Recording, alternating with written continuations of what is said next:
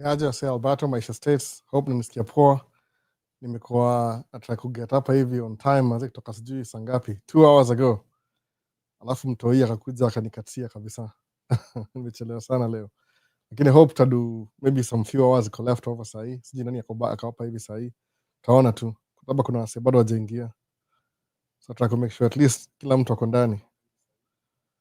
Imeingiana, hii ni poa. Tena kama hapa imeingiana pia. Niko peke yangu so far, so sijui nani ambaki hapa kingojea. Chelewa sana leo bana usikie.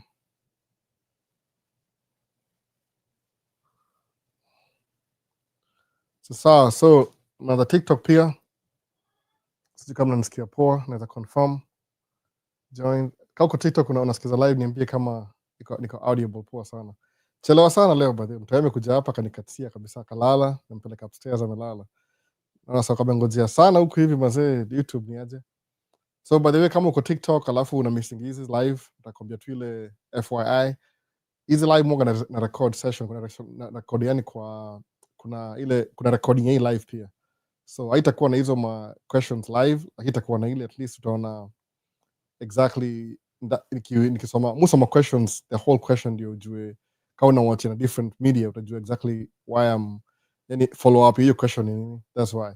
So kuna YouTube channel inaitwa Maisha States, inaitwa Man Cave Talk Live, ndio hii live recorded live. Alafu kuna Maisha States, we hear you loud and clear. Oh, that's good. I'm trying to make sure because last time kulikuwa na some noise, background noise kwa TikTok nikai shut down. So hopefully iko poa kabisa. Hope hakuna story nanikatia. Maybe ni hii microphone niambia hivyo. Sijui kama microphone mingi sana hapa hivi. So hope mnanisikiza poa. Hebu nione kama iko. Hii ni recording. Iko crooked iko sawa. Na mess up na microphone. Chelewa sana baadaye. Mtu yeye akuniacha kabisa, amenifuata huku. Tumesumbuana, mwisho amelala. So na try to address questions like come kwa YouTube earlier on. Iko fiti. In the beginning sijui alikuwa hapa hivi, I miss. Nimeletwa sit down mapema nianze. Alikuja hapa nikianza tu just before nianze akakuja kaingia. So hope alipata bado. So kuna Dero akasema waiting, Dero travels, kulikuwa na Elite World update today. I'm in like never before. Oh, that's good. Sijika bado yuko. Hello brother, eagerly waiting for today's session. Ilikuwa earlier on ilikuwa saa ngapi? Alafu kuna Climate Lax ama eagerly waiting for today's session. Hadi nimesahau book. Niko na book moja nimesahau upstairs. Tuko mazee ndio mzima albo popo. So kuna Steve asema waiting for you albo, nataka kusikia your opinion on H1B visa 10,000 fee.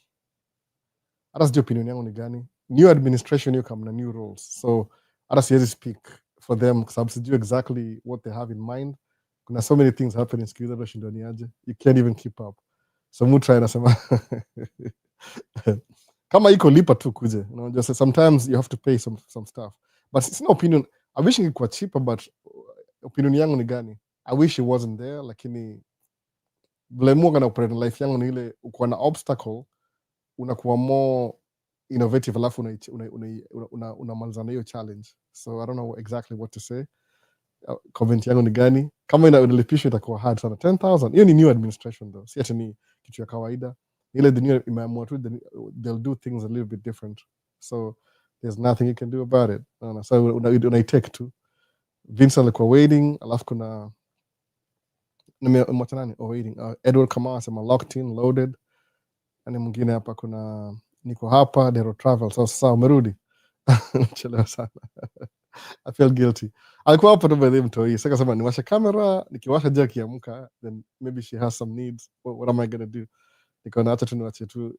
I mean it's your time nianze. Alafu Mungu by now akoshamaliza. So I don't know how today is going to work. Tuko area, unani favorite Paul. VP Albo leo, Karembo amekushika mateka. Kabisa usikie. Kabisa. Hata sijui kama bado ameamka na expect kushuka hapa anytime. Amejua siku hizi on Sunday kuna mwalimu disappear na ingia basement. So it is what it is. Na homa kidogo ni kucheka tu. Man. Any setup everything karibu kuanza aka walk in. So compare na last time tunaongea juu ya, hebu nikumbuke poa kabisa ilikuwa nini. Kuna book nilikuwa nayo nimesahau, ilikuwa How to Invest. Do you have OTR trackers for your trucks ama zote ni local? Guam, Kamole ni local zote, mi sina over the road kabisa, local everything.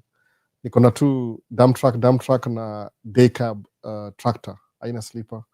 Mi ni msewa local, I don't have any, everything ni nini, everything. Richie akaloktin hapa. Alafu kuna Steve, Geek Steve asema I hear pia wana target K1 next, but challenges make us tougher. Ni administration, unajua sasa siwezi, I can't really speak on kila watu na mi siko part of the administration, mi nasema tu ile basically musema tu despite the challenges unalearn ku circumnavigate hiyo challenge. Hiyo ndio definition ya life yangu basically. Mi sikunaga, asikumbuki, the only thing nilipata nasema for the first time ilikuwa bahati yangu ni kupata green card, that's about it. Alafu hiyo ingine ilikuwa tu figure it out, naona sikuwa na anything nasema ati ama labda nimesahau, maybe I could be wrong, but the only thing that ilikuwa one of the biggest thing nilipata kwa maisha yangu ni kupata hiyo green card. Ilikuwa 35,000 number, nikaweza paperwork bado. Niko naongea na mse fulani on Friday pia alikuwa mpata green card pia, ilikuwa the same story. That's one of the biggest thing nilipata, ile one of the biggest, kama ni luck ilikuwa hiyo, but ilikuwa luck because nili apply, nika file, nika send, nikakuwa diligent, nika make sure check all the boxes, alafu ika come through. So si ati kitu ilikuwa bahati ndio, but kuna ile prior work, kuna preparation ilituma exactly, didn't even know what I was doing by the way. So at least tunaongea, tunasemaniaje, inakaribia by the way, tuko leo officially, leo tumeingia fall season hapa Minnesota, Northern Hemisphere, at least meteorological fall imeanza leo, so my leaves na mwagika already. So basically ndio hiyo, naona tunakuingia fall, so tunaingia towards the cold season. Maybe this is the last time nava t-shirt, alafu itakuwa downhill from now cold. It takes some time, maybe a month and a half before it was really really cold. So nili figure it out, nimusema if I can, the less ordinary, very ordinary guy, some of you what do anything they want, they can do anything they want by the way. Ile utakuwa na uko faster, uko more knowledgeable, utaachieve more than mimi if I'm average and I manage to pull it through, no.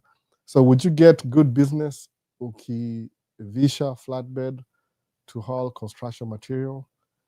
I don't really understand you more na watu, lakini ni kama occasionally wanakuanga flatbed au kuja occasionally, kama tuseme before wafunge barabara, they will hire some flatbeds wakuja na zile mabarrier, ni kama 1 2 3 4 5 6 7 8 9, they are very heavy, so nakuwa loaded, unapanga laini, alafu wanaziset wanachukua zingine round, but hiyo ni only for a day.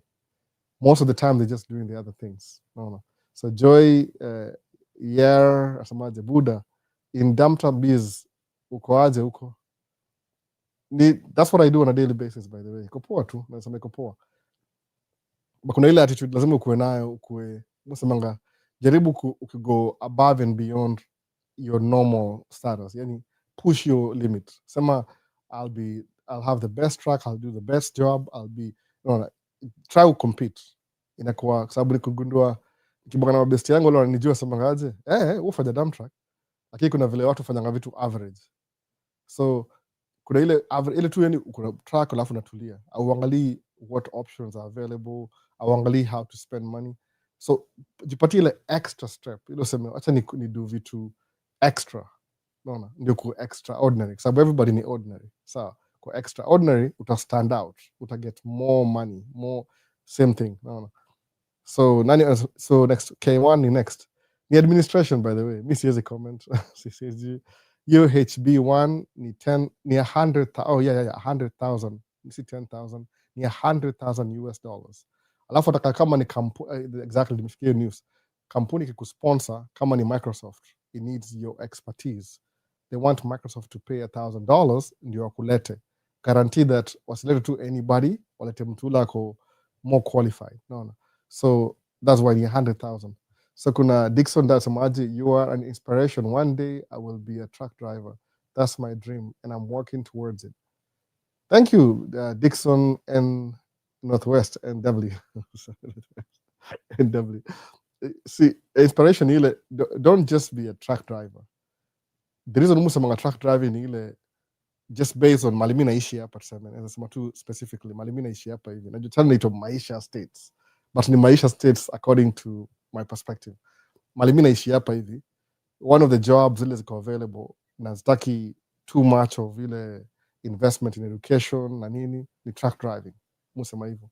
So I can vouch for it. Ile utagenerate some good income in a short period of time, alafu utatumia hiyo income to scale up your business and get into different things. Ile itapatia more and more financial freedom. Hiyo ndio musemanga hivyo ile. Si the ultimate dead end ni truck driving. Some people get to truck, alafu wanawachia hapo. But musema usiwachie hapo, you push it a little bit further. Sema wacha nifanye hivi, wacha nitumie hii kama conduit, nitumie hii tracking ya kunimekia do. I live within my means, I save majority of my income. Kwa sababu income ya tracking kujiseti poa, ile kujiseti poa kabisa, una track yako, uko na payment, manage finances, you can be only spending 40% of your income on everything else, alafu una save 60 in the investment. Hata iza kuwa wengine 30, I don't know. Suppose kama wewe na spouse wako mko, maybe your wife, wewe kama ni chali, your wife is a nurse, ama wewe ni dem, your husband is a nurse, it doesn't matter. Nursing ni both. Ni co-ed. So mnasemaje, mnaweza aseme I'm going to be saving 10,000 every month for 12 months. Itakuwa ngapi? Itakuwa 120. Tuendelee. Another 10,000 for another 12 months, 240. Alafu for 240, basically according to the bank and everything, unaweza finance kitu ya 1 million. Kwa sababu 240, hiyo ni 25%. Sawa. 25% ni very significant kwa investment ya 1 million. Kwa sababu kumbuka, the 1 million figure is a big deal. But if you can spend, if you have $250,000 down cash, alafu invest kama down payment 200,000, upewe $1 million, just think of the things you will invest na 1 million. Sababu ana guarantee the worst money you'll get na $1 million, ile kama tumechukua $1 million uingisha kwa certificate of deposit CD, is 5,000 a month, 60K a year. You kama one of the worst investments. Suppose usemeaje, udiversify. Useme nachukua hii niweke hapa, alafu hii niweke hapa. I don't generate 10,000-15,000 a month, just like that. Kuna so many inafungua hiyo nini. Alafu kumbuka hivi, if you did tracking in the beginning for 2 years, ukasave $250,000. Na hiyo ni 2 years. So think about, while you investing your 2 million after 2 years, sieti story imeishia hapo. Semaje, I want to get another $250,000 in the next 2 years. So in 4 years, your cash value, ile pesa umesave, ni kama $500,000. Okay, suppose you do absolutely nothing. Useme tu, saini every 2 years ni $250,000. So tuseme, let's speed that up. Usemeaje, wewe na husband wako, ama wewe na wife yako, mseme, taingia tracking, we set up everything, let me give you 1 year, set up everything, alafu mseme, we'll be saving 10,000 a month. Mnaishi frugal, mnaishi kwa, sijui nyumba inakaaje, gari zenyu mlinunua sijui wapi, yani kutu, just basics, sababu you're building towards something. So nimesema, if it takes you 2 years kufikisha $250,000, what if there's 2 of you? $500,000 ni 2 years, 4 years ni 1 million. You can even do that, by the way. That's a really good challenge. Muamue. But lazima mkue line moja, mkue the same thought process. Hata mimi na wife sufanya business, but we are totally different individuals. My goals is nothing to do with her goals. Tuko different kabisa. So that's what musa tracking. See the end, the dead end, nearly the beginning of big things. Msa kama uko na $1 million cash account. I mean, I don't know what you're doing, but kama uko na $1 million account yani, after 4 years, 1 million is to buy property ya 5 million. So hiyo ni 20% down. Most of the transactions, the business 20% down. Alafu inaongea tu ile generality, ile I'm really simplifying this, do it make sense? Lakini you can create something bigger than 5 million. Imagine it will take 4 years to raise 1 million, alafu umeinvest hiyo 1 million kwa place ya kuna cash value. So the next 5 years of your life from the time will stop. It will be hypothetical, say real hypothetical, but it makes sense. And I'm trying to challenge you, sababu sometimes to save pesa ni very hard, by the way. I'm not kidding. kama uko na pesa na kuna sababu marketing strategy ya watu hapa nje ni big deal. Ukiambiwa how good the new iPhone 17 is, no. Kama ujiko na iPhone, for example, your first time iPhone buyer, inakwambia unasema, oh man, umeona na shoot iPhone kwa movie. Hii kamera na shoot movie. They're lying, so kweli. No. So, but ile marketing inakubali sema, I want to buy that iPhone right now. Yani kuna vitu naangalia ad hivi ya commercial ya product, unasikia yani, take my money, just take my money right now, give me the product. That's how good it is. Wamekuchezea psychology moja chafu sana, but that's how tempting it is. So kusema you live frugal lifestyle alafu save dough for the next investment, I think the only time you'll ever save like that in your life itakuwa the first year time, your 5 years. Mfike na 1 million wewe na hazi wako ama na spouse wako ama na partner, whoever you are with, mta unlock potential fulani, you'll never have to work as hard as you did the last 4 years. Hiyo ndio mortgage you are tracking. There's other things, by the way. Mimi nasema tu tracking. Kama uko good in programming, unaweza fungua app, ita grow faster than hata your tracking. But monge ile the most practical, the one that I'm doing, the one that I'm familiar with. And I'm pretty sure it's very easy for everybody kuanza, at least kuanza. No. Such a ndio kama Q&A. Nikatoa a little bit kuongeza your tracking. Kanambia nani hapa hebu imeenda wapi? Alikuwa anasema I hear you. Oh, sasa I'm get your point. Ile tu ni prepare, any preparation. See, that's not the end goal. This is how I got started. No.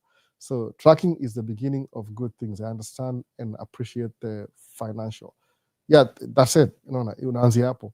Don't see it become a means to an end. Alafu once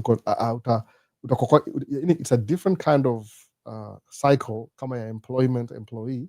Lakini in this perspective you're tracking, what happens ni ile una buy truck alafu na kudrive your truck. Then before you know it, unaingia kwa hiyo cycle ya 9 to 5 tena, kwa sababu una drive. So inakuwa kama routine tena. Umeona? If you're not saving, una do tracking, inakatia kidogo. Unaona? Na kujoin army, sr.s-senior. You can join the army, but army, does it make you money every month? I don't know. I say some hivyo, I don't know. But personally, mimi, kada jo stand yangu, musamanga, you don't need to.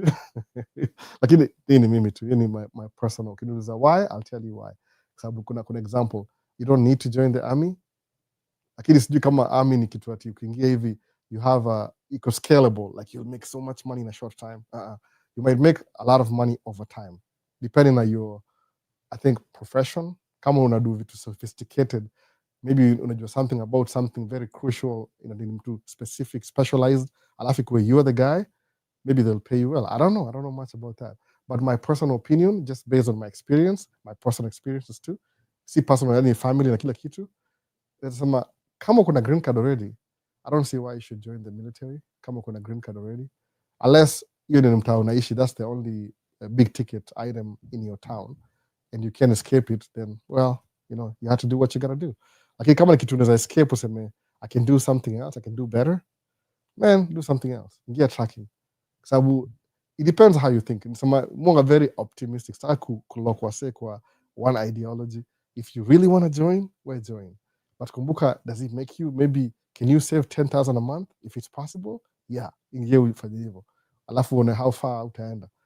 But personal my opinion, musema I don't, sababu kingia army, that means uko eligible kwa deployed anytime. So how do you make money when you're deployed? I don't know. No.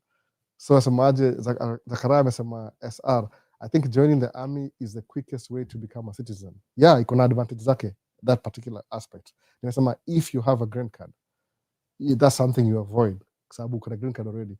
Use your status yako ya green card, juu kuna makaratasi, anza business, anza tracking, anza anything, whatever you do, ingia section ya business. Mutra could simplify vitu, by the way. This is not a class, ini live. Lakini believe me, ukianza business, ni kama uko 40 steps ahead of everybody. There's a 40 because I'm thinking about a 40 number. Yani 40 number ni ile, you have 40 different attitudes hapo. But there's a compare, ni kama something 40 times more than the regular person. Ula afanye kitu. Ukianza business, ina unlock so much potential. Umeona? Just you can kuja uingie shule 4 years. After 4 years uko na degree. Your degree si cash, ni piece of paper nasema uliingia kwa 4 years of education.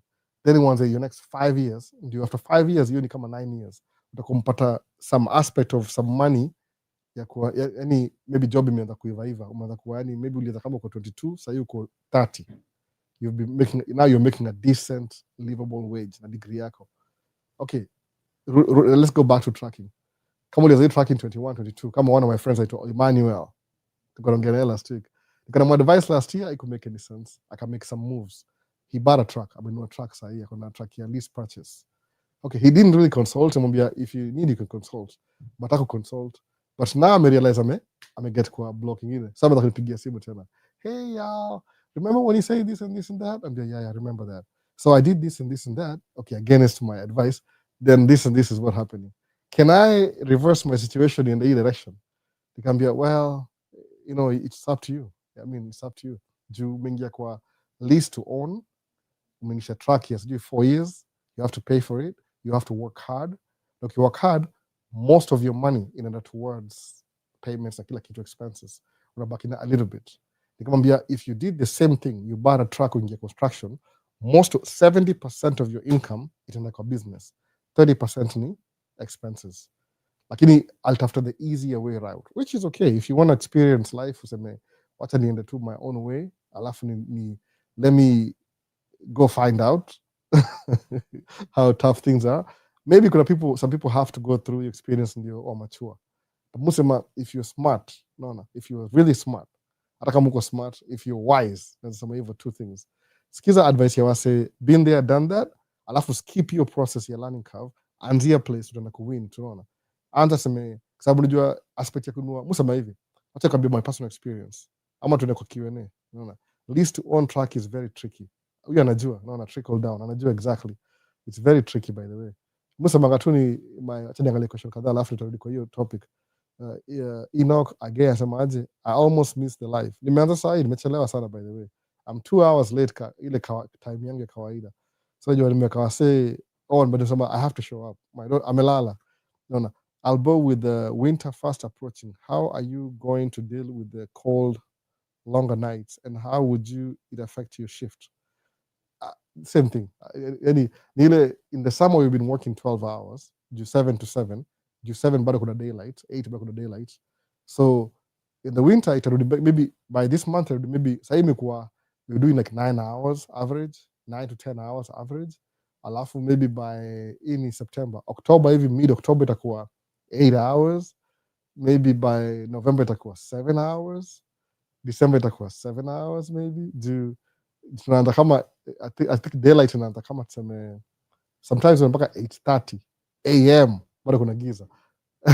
So, but still when it's 7, lakini tunaanza na giza. Utanotice too by the way, nikitaka kumake video naona nimake video inakaa tu giza jioni giza, hiyo that means nini imeanza kuchange. But at least 7 to 8 hours November, December. But it's only a few months and after back to regular schedule programming. Naona ni hivyo kawaida tu. But still, you still make money. Naona itakuwa the same profit ya summer, itakuwa less hours. But remember, you already made more money in the summer, so you're not even out. So it's not a big deal. So come a cold weather, maybe 7 hours, but still, you've made the chunk of money in summer anyway. Unless you're just living the life. You're just amazing. Don't focus on finance lifestyle. Don't invest in your lifestyle. Invest in investments. There's cash flow. But I could do a Range Rover, no apartment, no nyumba, something. How much can I make as profit while hiring someone to drive my dump truck a month? Very little money, by the way. Sababu itakucost. So margin yangu ni hivi. Wacha tu example yangu kama clean. Average is somewhere between 25 na 20,000. So for you to make 25, Dere may make maybe 7,000. 25, you're 25 in 2,000. So immediately to 25 back in 18. 18 maybe you buy truck yako payment. Payment ni kama 5,000. Plus insurance maybe 6,000. I'm afford. It depends when you bought your truck, how new. Suppose ni brand new, 6,000. So umetoa 7,000, umetoa 6,000. How much is that? 13. Alafu utoe mafuta kama 4,000. 3 to 4,000 hivi. So itakuwa 14, 15, 16, 17. So you made 25. Kume 25 immediately hivi minus ile derami kimbia mbio sana. Minus 14. Nabaki na ngapi? 9. Hiyo 9 ndio repairs ndio maintenance ndio profit yako na kila kitu. So meaning yani kwa hii nimesema 25, nikisema 20 ina change everything dynamic. I'm just pushing it towards the higher side, which is pretty rare, maybe 4 or 5 months due to weather. So overall the driver will make more money than you in some months. So unakuwa feel kama you're cheating your system kununua dereva. That's almost imagine you'll feel it, by the way. How do you feel like where unalipa mtu $8,000 alafu unabaki na profit ya 4,000? Does it feel right na track moja? Maybe kama ni track 5 ama 6, then itabidi hata kama ni track 6 una make 4 from 6, at least you need 24. Ni more than all the drivers combined. But one track, one driver, nakwambia ukweli kabisa, the best ukianza ni vile tu anza ukidrive track mwenyewe. Ukisema I'm outsourcing my money with somebody else, you'll pay for the outsourcing fee. Naona hivyo. Ukianza lazima uanze peke yako. Hii ni repeat mara mob sana. Maybe ni mgeni, but it's a good question anyway. Naona. So Enoch akasemaje, hey Albo, you are my mentor in life. God, I could bless so much for you are not lacking in your life. Continue with the fire. Big up bro. Shukran bana, shukran. Kama nakuinspire hata nafikiri nasikia poa kidogo. Unaona? Jumufu ni kama tu moga na ropoko tu hapo ovyo ovyo. I appreciate it though. Kama inakuinspire, I appreciate it. Unashana hii kile naongea si all in vain. Mimi prioritize semaje, if I know something, I'm better off sharing. Sababu suppose nikikufa leo, unajua nikikufa leo, that's it. Unaona, imeisha story. Unaona. Mtaidi na kwa screen tena, ndazikwa 1 month ndakuwa ashes to ashes, dust to dust, whatever. So kama na hiyo knowledge, nikirecord for example, kama na record, that's why I'm recording these things. You can always go back and watch them. Alafu kupatia ka roadmap. Maybe sitakuwa huko kuanswer questions za zile the good questions you have in that particular time, but you can actually go back and watch hizi video useme, hey, aliongea hii story, how can I use this kunipeleka mbele? Simusoma vitabu kama hizi za Morgan Housel, Psychology of Money. Si kitabu ile ndiko this year, ni kitabu ya 40 years ago or something. I don't know how long, but some books are really old. But still, ukizisoma kuna ile valuable lesson you learn. The author, they lived or pass away, they're buried and they're gone, but their words still remain. Ziko immortalized in a book. So if you have information, somebody needs to hear it out. Alafu kuna watu labda na relate na mtu hata jazaliwa sahi, hata kama kuwatch. Kama mimi I'm reading books ya watu walioandika hizo books hata before niende kuexist. Hata kuna possibility ya mimi kuexist sababu so many things had to happen ndio mimi nikuje kuexist kama kusoma hiyo book. Mbona sasa hivyo? Nimemiss anything TikTok inaenda speed sana. Ilikuwa nini? Okay, sawa. Ilikuwa 1 2 3 house tracking over the road. Watu wanauza truck sana. Yeah, hata ukiuza market iko mbaya juu if you're selling your truck over the road, hautaiuza ile market value because the market is terrible. Sometimes when economy ni mbaya, it's good to hold. Ungoje hiyo storm ipite. If you sell your equipment sahi, utaenda hasara basically. Alafu ikianza then you'll pay a top dollar sababu price zimeenda high. The best thing to do ukiona kama truck ina mbaya, you hold your equipment. Unaona. What is the other business you can suggest or invest? Other businesses ni kufungua kama tuseme ukishaanza tracking, create cash flow. Sawa. Uko cash flow, there could be somebody, mom and pops, gas station. They want to move on, wataka kuiuza. So what do? Unasema I'll buy it. Utapatia 300,000 cash au kuachia operations. Iko na profit, kuna kila kitu. Alafu uchukue maliko uanze continuum. So instead of driving truck, you can be driving truck, alafu ufungue gas station. But for gas station, every new business lazima uichunge, it's kind of like a newborn baby, musema hivyo. So itabidi upatie more time kwa gas station while the truck is running. Then you can afford to throw a driver on your truck now. Kwa nini? Juu usha create system ya kurun gas station, you don't really need to drive truck anymore. Uzaget ile 4,000 na uko sawa because ume shift business to something else. Lapia gas station after 1 or 2 years una create system, then unaachana naye, then unasema tena ya pili. Me honestly speaking, I would go that route. Sababu nimeona profit ya gas station sometimes ni 40,000 a month. Umeona sasa? 40,000 a month. You can live off 40,000 a month. Honestly, you don't, maybe 10,000. You can use the extra to build to the next business. Ama ufungue laundromat. Kama hiyo place malimu park truck, kuna kama iko na ile watu wa landscaping, wana rent hiyo property ya landscaping. Ni kama warehouse hivi. ama ki building structure, steel structure building, iko na large doors, alafu kuna parking, sisi tuna park.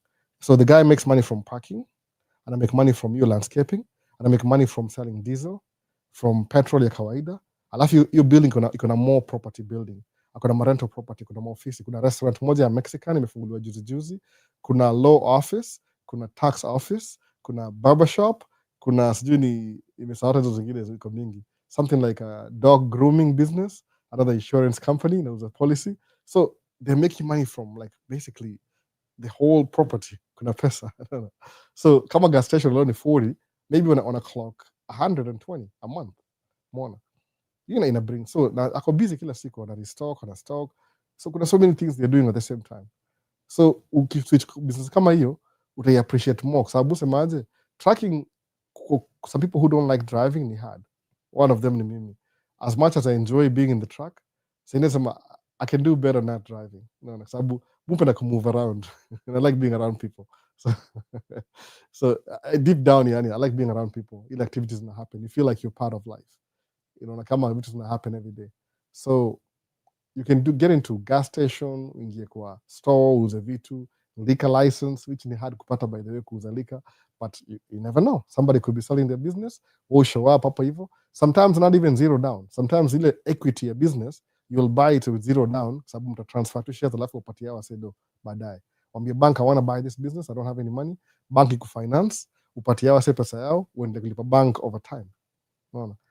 Usiogope debt, by the way. Debt, ukitumia debt vizuri, ukiomba loan, utumie debt vizuri, ukimanage na reinvest, itajilipa yenyewe. Sasa tracking ni hivyo, unaomba debt, unabuy track. Track ni ya deni, alafu you pay for it over time. Ukimaliza kuilipa, you're good to go. Unaona, sasa kuna 100% profit. So ndio hivyo. There's other business you can do, ndio hiyo basi. So nimeenda kwa next YouTube nani? Hello, Albo, checking in from Kuwait. Blessings. Nomad 254. Oh, karibu bana.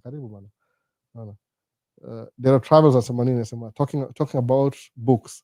I'm currently reading the book The Science of Getting Rich by Wallace D. Wattle. The Science of Getting Rich. Angalia, there are travels ameamua saa na hiyo route ya kusoma book. Utashangaa.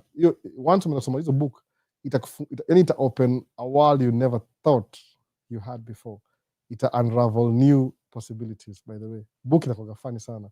Me appreciate your story. Bless uzazi imenishika, but I'm pretty sure I'm going to go back to that nikianza. Kuna book nimebuy inaitwa How to Invest $50 to $5,000.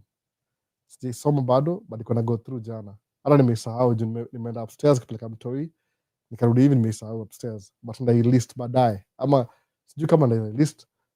I'm trying to learn these things about investment. Muifanya anyway, but nataka ile ni I want kuna hizi vitu utashanga, yani niseme one of the biggest thing you can discover, usiwahi dharau job ya mtu, any jobs, sababu kuja kundua every single thing about life iko very detail oriented. You never really know, yani these things you're supposed to do ndio something works right. Alafu there's somebody sasa, suppose kuja samaje, utafikiria kuna vitu nga perfect kabisa.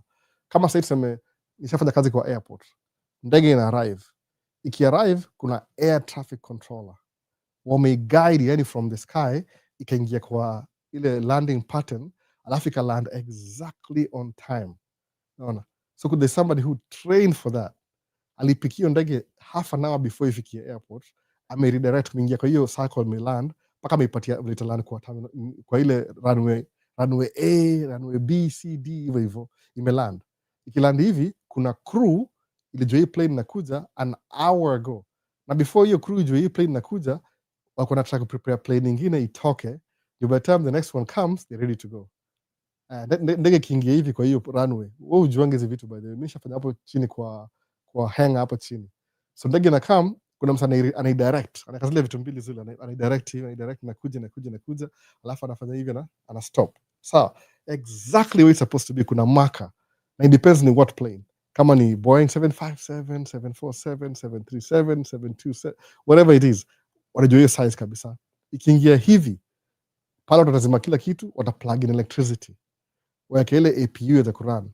Sasa iko noisy, wata shut down plane engine na kila kitu off, waweke external AC, iplug iwe in. alafu enda kucharge mabattery, alafu so ukishuka kama ndege inafaa kuenda in the next 3 hours, itakaa hapo 3 hours.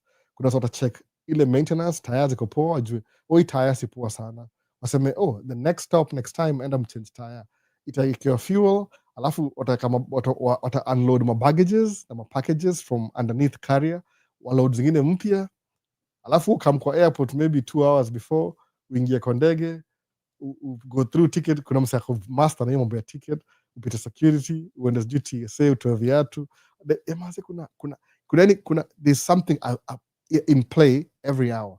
Kuna specialist, alafu boom boom boom boom, alafu una ndege imekuwa backed up, alafu imefly, kitake over, itaingia kwa sky hivi, igeuke hivi, iweke route fulani hivi, boom, alafu weke autopilot, 5 hours ikina fly hivi, ifike mahali itan kidogo hivi, 3 hours, same thing in there, the same dance in the other side. Mwona hivyo sasa, everything could detail in a way. These things you're supposed to know to make the next step equal possible.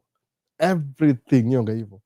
Kasi nafa kufix track yangu, nime watch video, but hiyo video si enough. Kuna process, lazima uanze na hii na hii, alafu rudi hii na hii, reverse, alafu shut down battery, alafu washe battery, ndio system reboot. Imagine who writes those things down. Everything kuna details.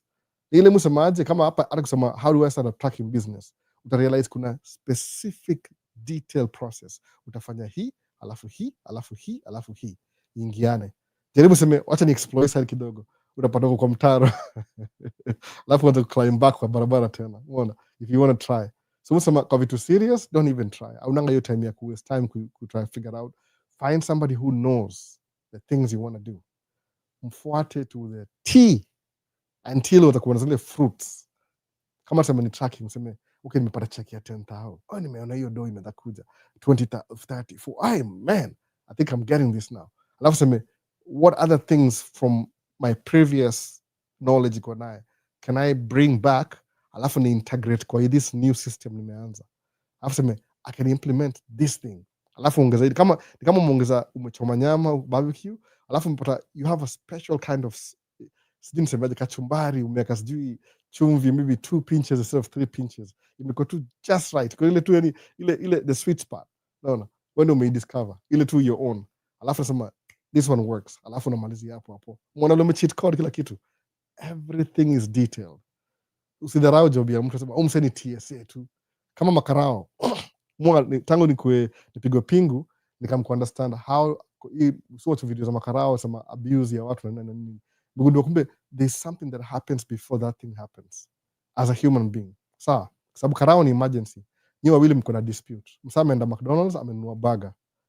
Hizo burger ni baridi. Anasema this burger is too cold, I want another one.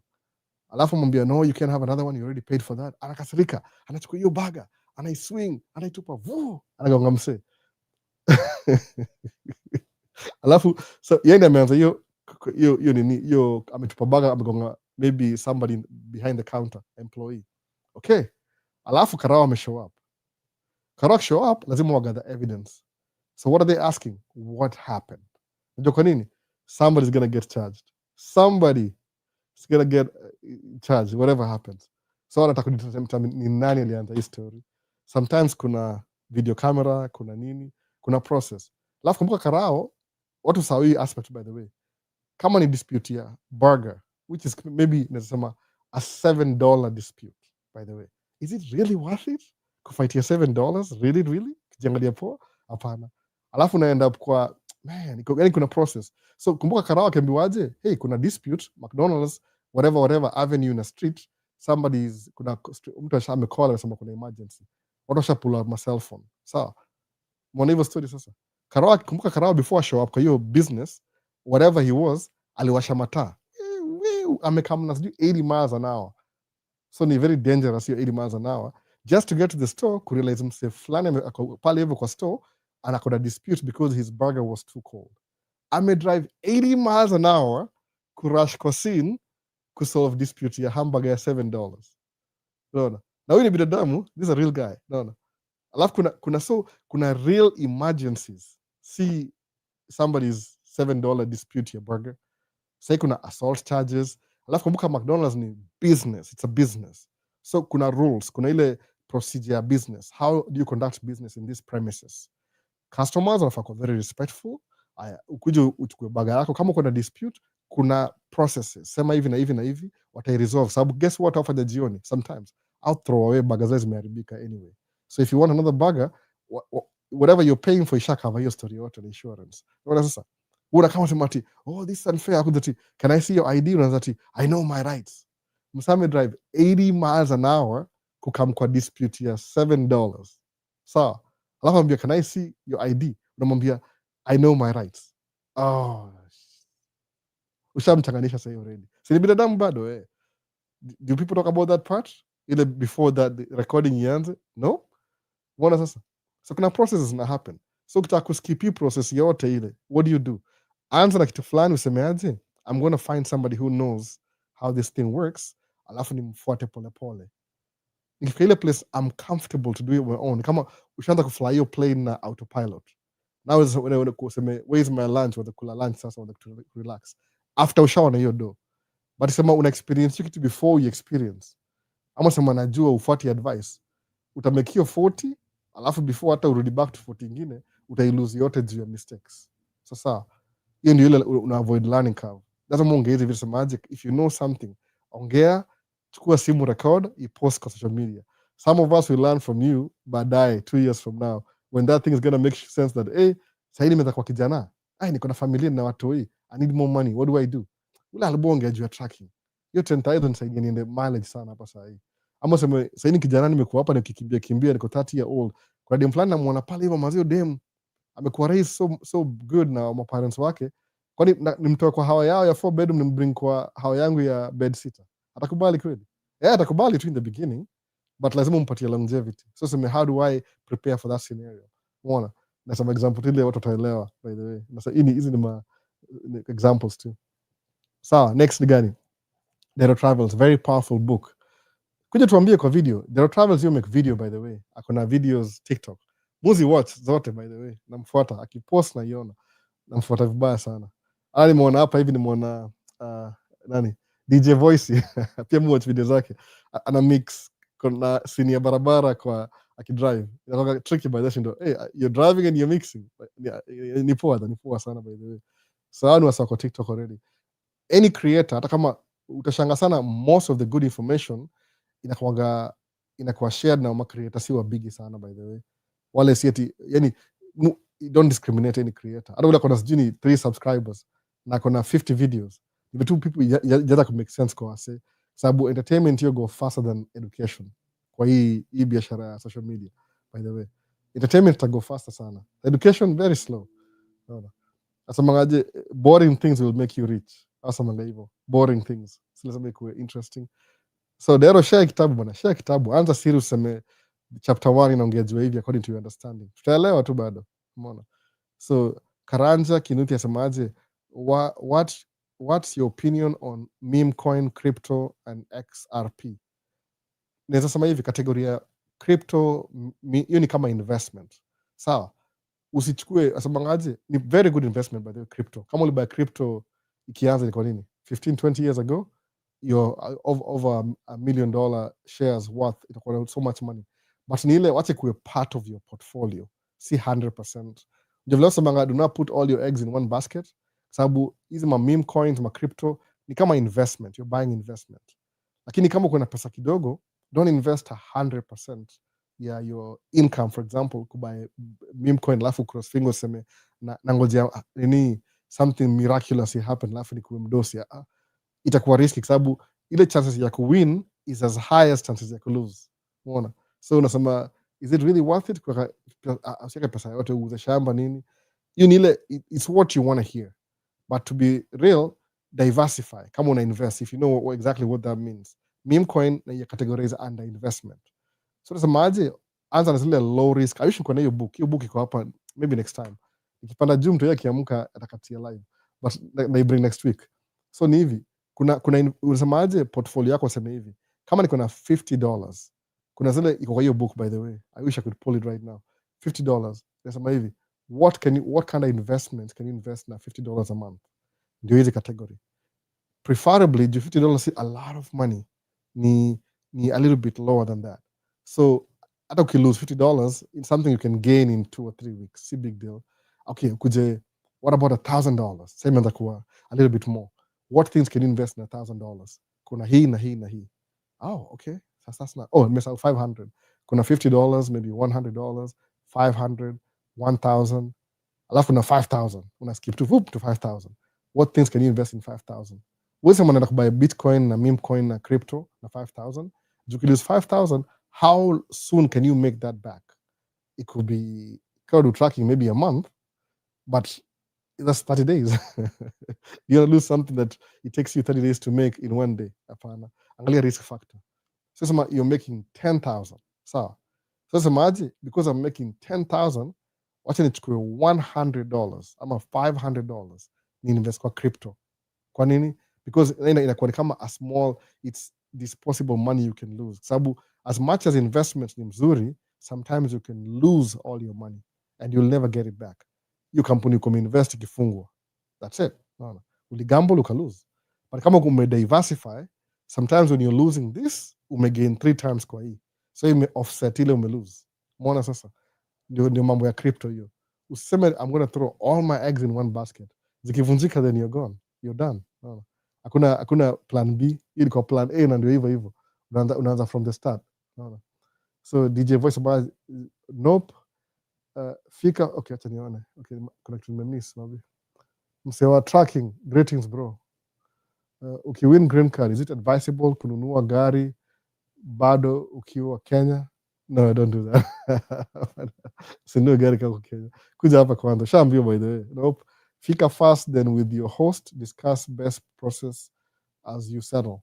Sababu you need that money ya kusettle. Mbona nunua gari kana Kenya bana, unaona? So what about coming with the EB3 visa? Ni poa kubai gari mtu akiwa Kenya.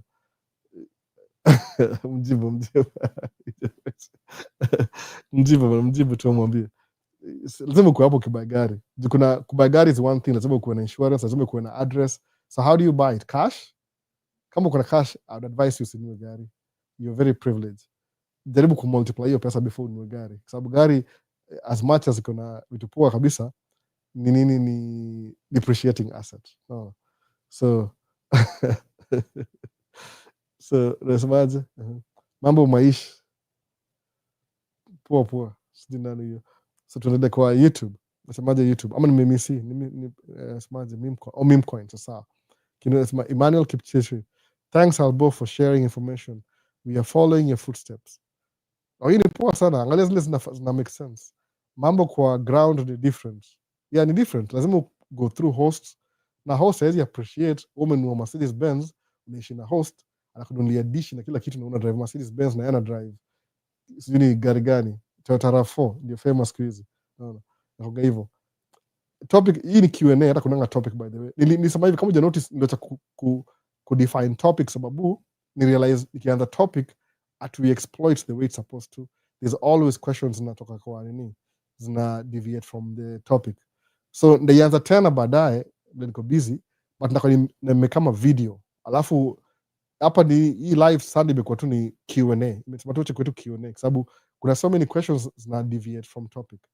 So ile kama una swali unauliza alafu tunadiscuss hapa whatever limited time we have. Alafu nikidu video kama ile recording naweza iendelea more baadaye. Vile sijui kama understand, Monday through Friday more niko busy na drive trucks. Sinanga time ya kurecord. But in the future, the more I invest, the more I get more time, I could do it different. Like when I address question even more. Sababu I know how to do that. There's a kachini tengeneza video ni kila kitu. Lakini sile priority yangu sahi I'm trying to build and scale my business. So sina time ya kudu vitu separately. Na sama toche come to live Q&A. Alafu pia somebody zaona hii anajua answer, I make video kama I post pia. Si monopoly, mimi sina monopoly ya kushare video online.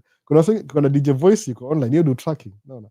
Namuuliza maswali pia. Sijui kama yafanya live Q&A, nimemencourage afanye hivyo, naweza waambia pia. Unaona? Perspective yake pia. Ni hivyo, ni sharing information.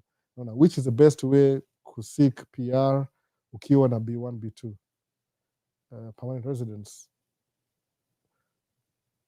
Hizo topic mazeni ni za lawyer bana. Unaona? The lawyer.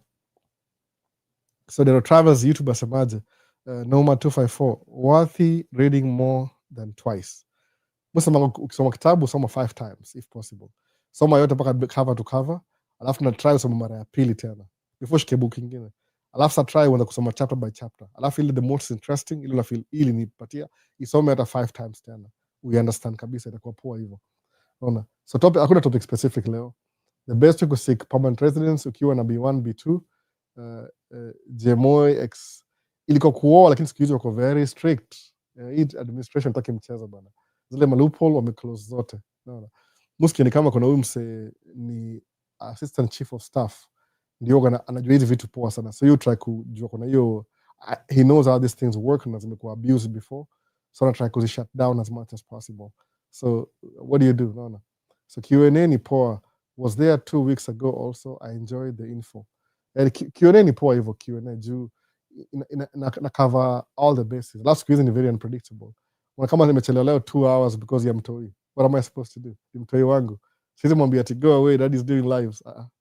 Nataka kujua. Unajua weekday you spend Monday through Friday na Monday, so ni una asubuhi na jioni.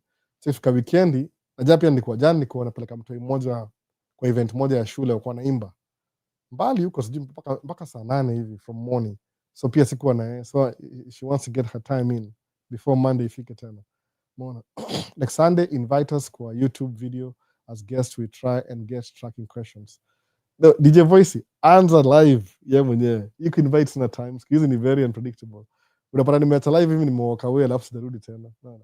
Do you have sinus issues? Yes, I do by the way. Sinus moganazo kama ule fall, tukichange to fall naanza kuwa na allergies, lakini sasa what I do more avoid kukua nje as much as possible. Kama sahi as we speak niko na air purifier in a run on this side, hope I interfere na video. Last time we got a funny noise ya hii microphone. Umeona, so I can tell by Mary, I can tell my husband too. Oh, about what? Kuna sinus issues. I don't really have sinus issues. More kama when the weather switches from maybe summer to fall, your pollen in effect sana. So what I normally do, if I'm going to be outdoor, seriously speaking, for maybe an hour, move a mask kama ni COVID. I don't care. Ile navaa tu mask, boom. So jana nilikuwa nipitia one of my friends in the afternoon. In the morning niko na mtoi akasema, "Daddy, I want to go home." Nikam drop home. Kuja home, everybody was having a nap. Nikatoka tena. So I hang out with my friend the whole afternoon. Tukichoma nyama barbecue. Siku record, apendangi sita record yeah. Alafu, so I was out for like 3-4 hours. Siku pay attention. So today nina kama issue kidogo ya allergies. Lakini nishate mtu mukula nilitongaje Zantax inanisaidia. Inaweza calm down. So I'll be okay by tomorrow. So questions, what's the effect on tracking if tracking for you who call MN and he administration? I work for Department of Justice in Cali. Si vile sana. What happened ile akihold funds za projects ili slow down job kidogo, lakini lately imeenda kupick up. Acha ni reduce AC iko ina blow at what degree? Acha ni reduce sahi. 73. Acha ni reduce. Oh man, really too cold. 74. Ili slow down job kidogo. Na freeze hapa chini by the way.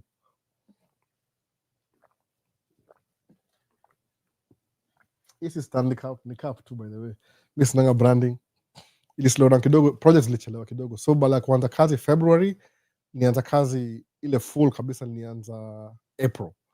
So 2 months late. But I was doing some other jobs, zile si main, zile za private, but actual job nimeanza kudo job April tumekuwa very serious and mpaka saa hii continuously. So how do you umesemaje gani kwa any question or effect of, so your Department of Justice I just idea any construction kwa tracking kupata license you have to be an American citizen ama kuna green card. So hakuna shortage ya of course kuna shortage all the time, lakini hakuna something, nothing really affected as much kwa tracking. Ile two jobs will slow down from the beginning, especially kwa side dump. Wameanza jobs due August, ilikuwa very slow, 2 days 3 days, June July wanangojea funding. No. So how do you live to avoid lifestyle conditions like obesity, considering your job involves sitting? Sami, 2 years ago nilingia diet, very strict diet by the way, nikaichapa for about 2 years. I think I spent $20,000 kuranio sa ini yote. Alafu naweza kuwa honest kabisa, sisi kama nasikia hiyo coach wangu kilifanyika ni hivi. Coach wangu at some point alikuwa more focused na kumake dough na kupata more clients na kunisaidia mimi, so nikimuuliza maswali I take so long to get back. Sasa jiulizaje, I'm paying for this program na sipati ile resources nataka, what should I do? Kasemaje, let me find my own things. So kasemaje, kile ndadu ni ile transition from diet alone niingie back to regular whatever food, lakini I'll do it systematically nikiendelea poa kabisa.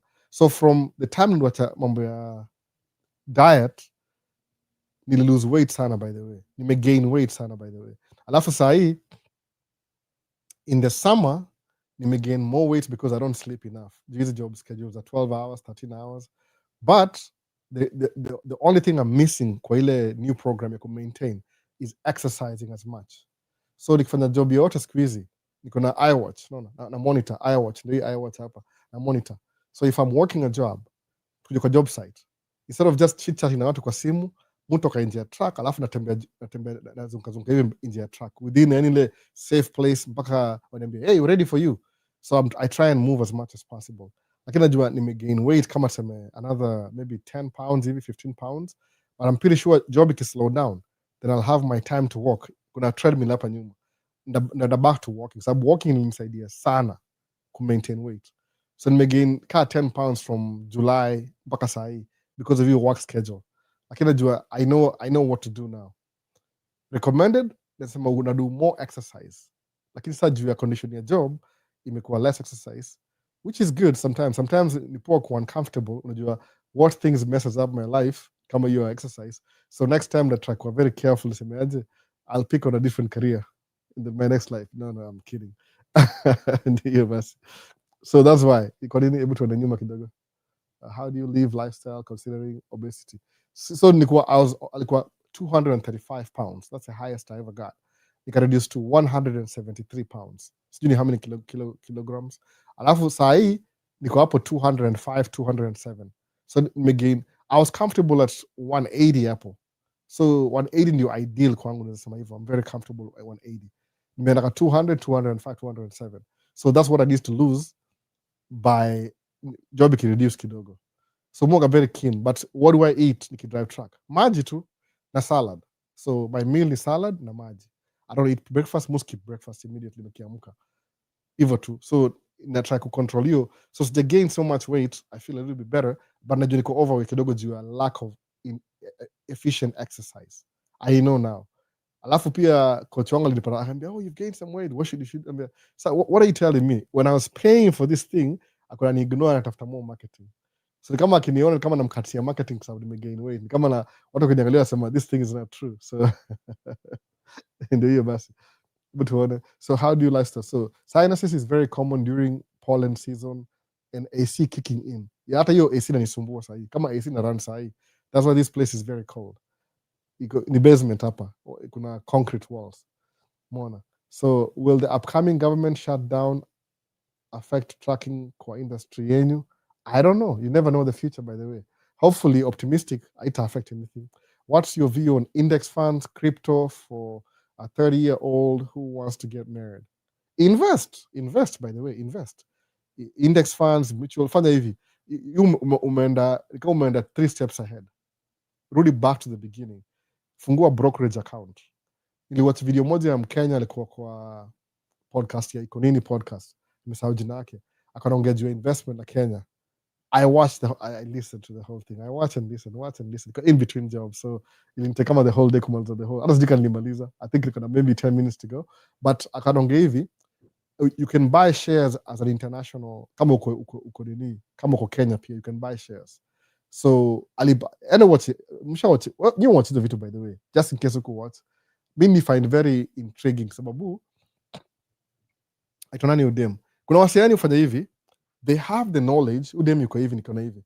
Akona knowledge ya stocks na I was just shaking my head every time anaongea nasema yes and yes, anaongea everything ile mimi najua, even some things I didn't even know. So yeah, being in Kenya mimi niko hapa, so hapa hivi mu assume by the way ati because hapa si tuko Vanguard, Fidelity, ama Charles Schwab, whatever. So it's the same worldwide. Hapana, kuna vitu ziko specifically catered for American market. So ukitaka kuona kufungua brokerage account na uko outside America, kuna other brokerage account zafungua, si zile ziko hapa States. So kuna moja litaja jina nimesahau. I have to watch the video again. Alafu juu unaangalia hivi, ukiangalia brokerage ya kununua shares, find something kuna longevity na kuna track record. Sababu alisemaje, what if nichukue 10,000 yangu ni invest mahali akanauliza mwaf, alafu ni invest mahali, alafu nipate it's just somebody on his mom's basement, alafu akule pesa yangu na sijui kama ni real. What about that? Akaambia well, make sure unafuata karao, unasikia karao bila naenda hivi sahi, labda anda kusolve problem ya $7 burger. Unaona, make sure unafuata. Please try again. Nini kata on his side TikTok. So make sure unaangalia a reputable brokerage company, ili unafungua account now, then you deposit money from your account to your account ya brokerage, then you buy shares from that. Kuna digital itaja nimesahau, I have to revisit that. I was planning to do video naye baadaye, but nimekuwa busy vibaya sana. Hata track yangu ina shida, by the way. Track yangu kuna sensor moja, ile sensor iko imeharibika, so I can't even record videos the last 2 weeks due every time ina pop up ina make ile noise na kana itakuwa very unfriendly video nikimake, itakuwa very annoying. If it's annoying to me, what about you guys? No. But nda try to make video moja nikiongea story vizuri, sababu I was planning to make a video nikidrive truck about shares kama Kenya, how you can invest kama kuna extra money, disposable income at least, but sikupata the whole fact, nili miss some pieces. Umeona? So kuna mali you can invest from Kenya, kuna brokerage flani, I think it's been there for a while. Kama kuna longevity sawa, hapa States unaongea, you never really know. I thought that in Kenya you can buy Charles Schwab. That's how, different country, different rules. Okay, it makes sense. Lakini shares, if a 30-year-old who wants to get married, CAT shares will give you a lot of money immediately. Diversify. Fanya hii na hii pamoja at the same time. Jojo shafika 30, that's when mtu realize I'm becoming an adult. Nimekuwa maturity. You're 20 bado, you don't really know yourself. So, I'm still trying to grow. I don't know this and that. No. So what's your view? So OAK, uko UK, Kenya, UK. Tafuta brokerage company that iko na longevity kama ni uko UK. Anza kununua shares. Alafu don't ask advice ya watu wa shares, people who don't really buy shares. Watakudiscourage. Nikaongea na wife ananiambia, no, buying shares is just gambling. Do you have a brokerage account? No, I don't. Then how do you know? Oh, well, my auntie, my uncle, my cousin, my the doorman, the taxi guy. Listen, please. No. Learn how to invest. Buy a book is like maybe $10 or $20. Read the book. Whatever the book says, kama makes sense kwako, follow the book. Book mu recommend ile, I will teach you how to be rich. Iko hapa, by the way. Sitaki hold TikTok jitakuwa opposite. But ndaposivili ni show. I'll teach you how to be rich. This is one of the book but very intriguing, and explain how to get started. Jumili makes sense kwangu. Kama it makes sense kwangu, and I'm very average, by the way. I'm very average. Sijui kama mna understand hivyo. Usione kwa video uone mimi ni celebrity. I'm just a guy. Very average. Ukisikiza, I will teach you how to be rich. Remit Sethi. I'm watch YouTube video yake yonga na Netflix series. Sijui niitwaje, sijai watch. Mimi si msewa TV, by the way. Ni kind of hard to watch TV. I don't have time. I used to watch a lot of TV, but I don't have time anymore. Itakwambia this is how you get started. Kwa sababu investments ni ile, time is more valuable than money. So investment grows over time. So the best time to invest is 30 years ago, 20 years ago, 10 years ago. The next best time to invest is now. Kwa nini? Umerealize unaanza sahi. Ndio by next year utakuwa na 1 year in. Utakuwa umeanza grow more in something. So anza, it's something you start. Sababu uko 30 sahi, the next thing go 4th floor, 5th floor, 6th floor, 7th, 8th, 9th, 10th nakuzika. Sorry Krisha, you never achieved your dreams. So mi semaje, to inspire myself to invest.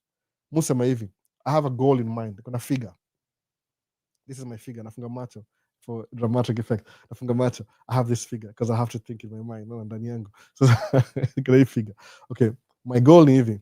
Nataka kwa hivi, mina goal yangu ni hivi. I want to be worth over 100 million. 100 million. No.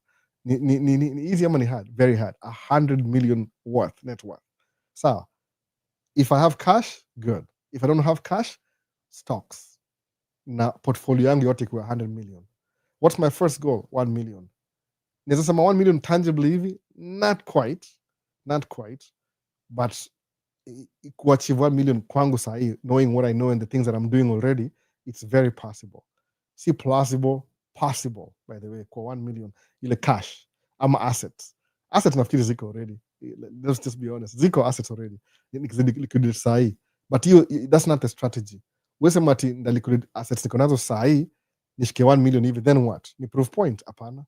If I ever want to do that, ndachukua hiyo 1 million hivi alafu ni reinvest tena, so which means I won't even have it. So it doesn't make any sense kuwa na moja sema let me stop here and smell the roses. Hapana, we multiply. Kumbuka ile mindset ya rich people niliongea last week. Rich people, poor people function ya money kwao ni nini? To pay the bills. Middle class function ya money ni nini? To pay their bills on time so they can build credits, and by building credit they can get credit cards and they can buy things they can't afford, so they just put them on credit. So middle class are focused on having a good credit. That's me. When I started making money, I focus, I want to have a good credit. I've been having good credit for so long, because what am I doing with this credit? How is it helping me scale my business, scale my portfolio, scale my investment? I decided it's good having an over 800 credit score. Niangalia sijui kama nimemiss anything. Sasa niangalia kama bado ni 800. Naambia sahi. Speaking of which, tuangalia what's my credit score leo. Niangalie kwanza. It's loading sahi. Bado iko 800. Did I lose anything? I haven't done any dramatic purchases or anything. So in the middle class, you focus on building your credit. Kama leo credit utaelewa baadaye, tutaswali next time. Alafu ndio kuna credit score, so you can buy the things you can afford. Alafu spend time kuzilipa ndio build more credit. But hiyo ukiangalia vizuri kabisa, hiyo si investment. You're still stuck on consumerism. You're just on a higher level than ule mtu wako anado mob sana. Money difference. Lakini investors, people who invest, you make $1 million, reinvest again. Kwa nini? You want it to make you 2. You make 2, reinvest, inakuwa 4. 4, reinvest, inakuwa 8. So muji comfortive in my own dream. My goal ni kuwa over $100 million net worth. Whether ni shares, crypto, I don't care, anything. But because that's my goal, ndaanza sahi. Sahi no ndaanza. Si sahi nilianza kama 2, 4, 5 years ago, by the way. I'm just saying for demonstration purposes. Imagine, niko 47, the first time niko invest niko 42. Which is weird. No, that's too old. Ningeanza 36. I don't know what I was thinking. Sikuwa najua, sikuwa na aware. So kama uko 30 sahi, you're very lucky, because hii information is slapping you on the face kama uko 30. So inakusumbua kichwa. Hey, kama albona invest. Na alianza 42. Na mimi niko 30. Je, nikianza sahi? Anza na $50, by the way. I wish niko na hiyo book. Siwezi, I don't want to, sitaki mtu yeye kunitafuta tena. They bring next time. Hata by the next time soma kidogo, by the way. Maybe 1 chapter nimemaliza. So ndio hivyo, unaanza kuinvest mapema alafu una watch it grow. Kwa nini ni important? Think about this. Q&A ama hata kaza Q&A before niende hapo is kwa mbali sana. Acha ni Q na Q hiyo story. Think about this. So Albo, will you continue with your house tour videos? The last I watched was nice. Ili kwa hawa ya mtu, my friend's house. I can do that. It's just time. In the summer I'm working. No. Kama this year I have 3 tracks, 2, moja ni ya wife, but I've been running 1 track. No. 1 track since February. So they run 2 tracks. So somehow cash flow yangu si kama ya last year. Iko a little bit low this year, which is okay, but I'm still surviving. I'm okay. Sababu hiyo track yangu hiyo na run sahi, after this month, sina deni tena, paid off. No. So niko na income inakuja more extra, maybe 4,000 a month extra, because iko paid off. Alafu ndanunua ingine next year, depending on the economy inaenda. I can wait pia, I can hold ile niko nayo. So there's make videos a house tour, ni vile it needs time. Kama sasa nimepo project fulani, there's some group or nikishaka group yao non-profit, they want me to make videos for them ama photos. Yani wakomendarau before, wakanitumia saa hiyo, realize the kind of quality nawapatia ni professional. Estimate, which I mean, it makes me feel good that kuona hapa kuna value tuna ignore. Anyway, so pia nakuwa busy na hiyo kidogo, at least itanifungulia more opportunity ya kurecord. I would love to get paid making videos, by the way. I would love to. Lakini si kila mtu, kuna watu wale kama ni exercise. Sometimes you have to do free work and you upate mileage. No. It's working for free, but si free kabisa, because you're still working. No. So ndadu hivyo. So nikipata house tour na wapatia house tour. No. Brand new ni mzuri, by the way. Ndio muenjoy. I'll look for one. Maybe I should sneak in a video somewhere. Na na wife tunakongelea hao. So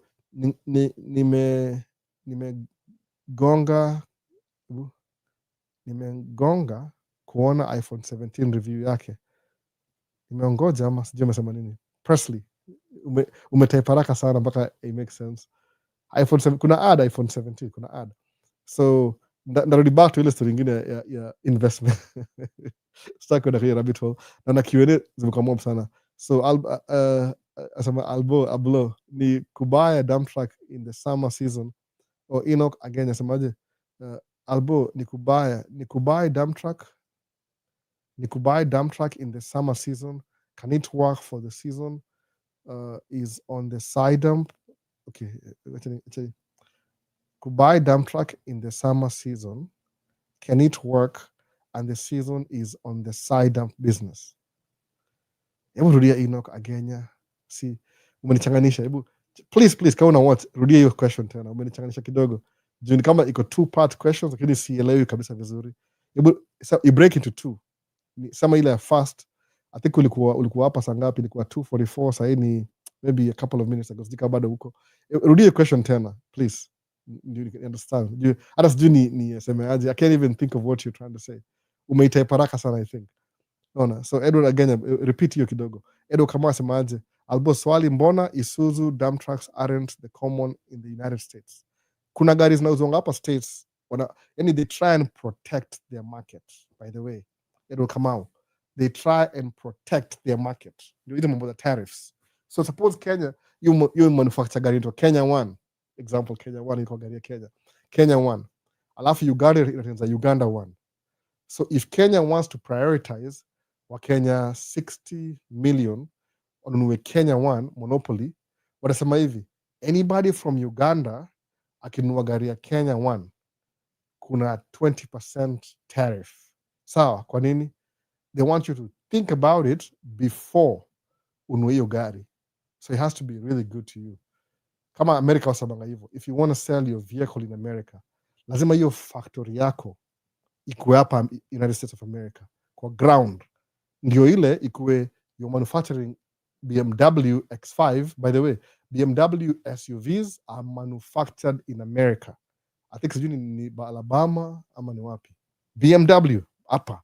So any BMW X5, I think majority of them, I think SUV manufactured in America. BMW company ya wapi? Europe. So kinua BMW hapa nini America is like you just bought an American car basically with a foreign owner. Unaona? Ndio hivyo. Hyundai ni Hyundai manufactured hapa. Toyota, kuna Toyota Tundra pickup truck. Ni kama Toyota Kenya tunatangaje Toyota Hilux. Hapa ito Tacoma. Tacoma ni jina ya hapa. So Toyota Hilux ito Toyota Tacoma. It's manufactured in the US kwa ground kabisa hivi. The only vehicles that manufactured hapa US ni kama Lexus. Hiyo come straight from Japan. Unless ni the sijui imesahau hiyo jina. Kuna moja kwa manufactured hapa but ni moja tu because ni kama tu Toyota Avalon, Camry. So ni ile market ile. So Isuzu inauzwa hapa States. Kama hizi matri za Isuzu tungaje NPR. Siku hizi nazionanga siku hizi NPR. Lakini kwa Isuzu inauzwa under General Motors Corporation, GMC. General Motors Corporation, GMC. General Motors Corporation. Sawa. But Isuzu kuja hapa hivi kama engine yake inaitwa Duramax. Diesel engine, Duramax. Hiyo ni Chevy Silverado Duramax. Hiyo ni engine yake. It's the same Isuzu engine in Kenya, but because iko US watumia a different name. So lazima uko affiliated with the American company ndio uuze gari yako hapa hivi. So Isuzu zinauzwa ndio, lakini under GM.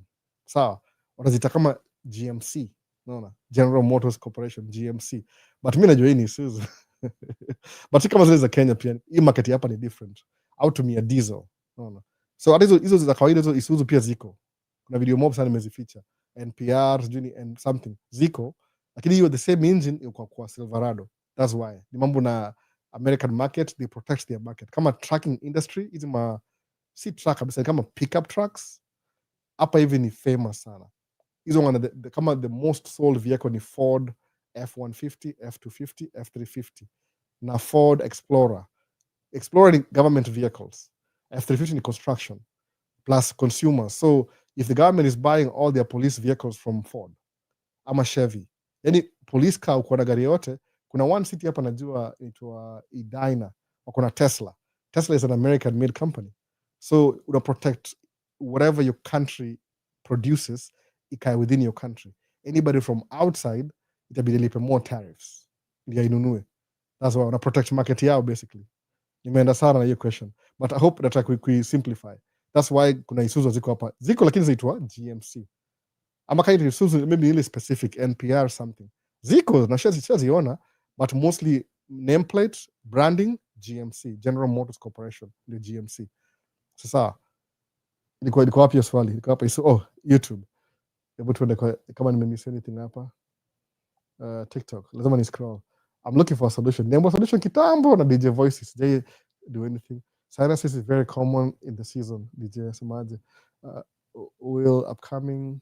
What's your view on index funds? Nishaongea hiyo. Ukoje mse? Niko poa kabisa, niko NICO. Niko poa kabisa, niko poa. Labda nashikwa na allergies kidogo. Juu nimechange. Leo naingia fall officially. Bado ndavaa shorts mpaka next month. Sijui. Move anga shorts kani na job by the way. I'm not supposed to, but ni track yangu, ni kampuni yangu. Unaona? Tuniambia nini? Alafu nifukuze ndako na pants trao. Anyway, so Albo swali mbona is okay, nishamaliza na hiyo swali Isuzu. Alafu tuendaje? Hey Albo, green card inaanza lini? Is it true that green card now is $1 per entry? I don't know. Kuna so many speculations. I don't know. But Peugeot was burnt in the US. Yeah, I think so. That's due. I'll look it up why. But kuna watu wanazi own by the way. Nishaziona zingine kadhaa. Ile station wagon ya kitambo bado iko hapa hivi. Ziko Mexico by the way. Ziko Mexico. Mingi sana. So I don't know if it's $1 per entry. Steve, sijui kabisa. Hiyo ni kitu ina change anytime depending who the commissioner you can zamu anything. But kuna speculations mingi sana. Maybe they want to make more money. So Richie semaje, how possible is it to open a welding and fabricating business in the US, to be specific Minnesota, if one has the skills? Richie, very possible. Ile tu before you open your fabricating, angalia what's your market, who's your buyer, kwa sababu unaweza anza hiyo business in what location, who's your buyer. So ni poa kufanya kama ile uangalie ile usurvey uone what are the needs that need to be met, na your population iko around wewe, whatever you're welding na fabricating, can you meet their clientele? Sababu sikizo tunua vitu China wana produce everything.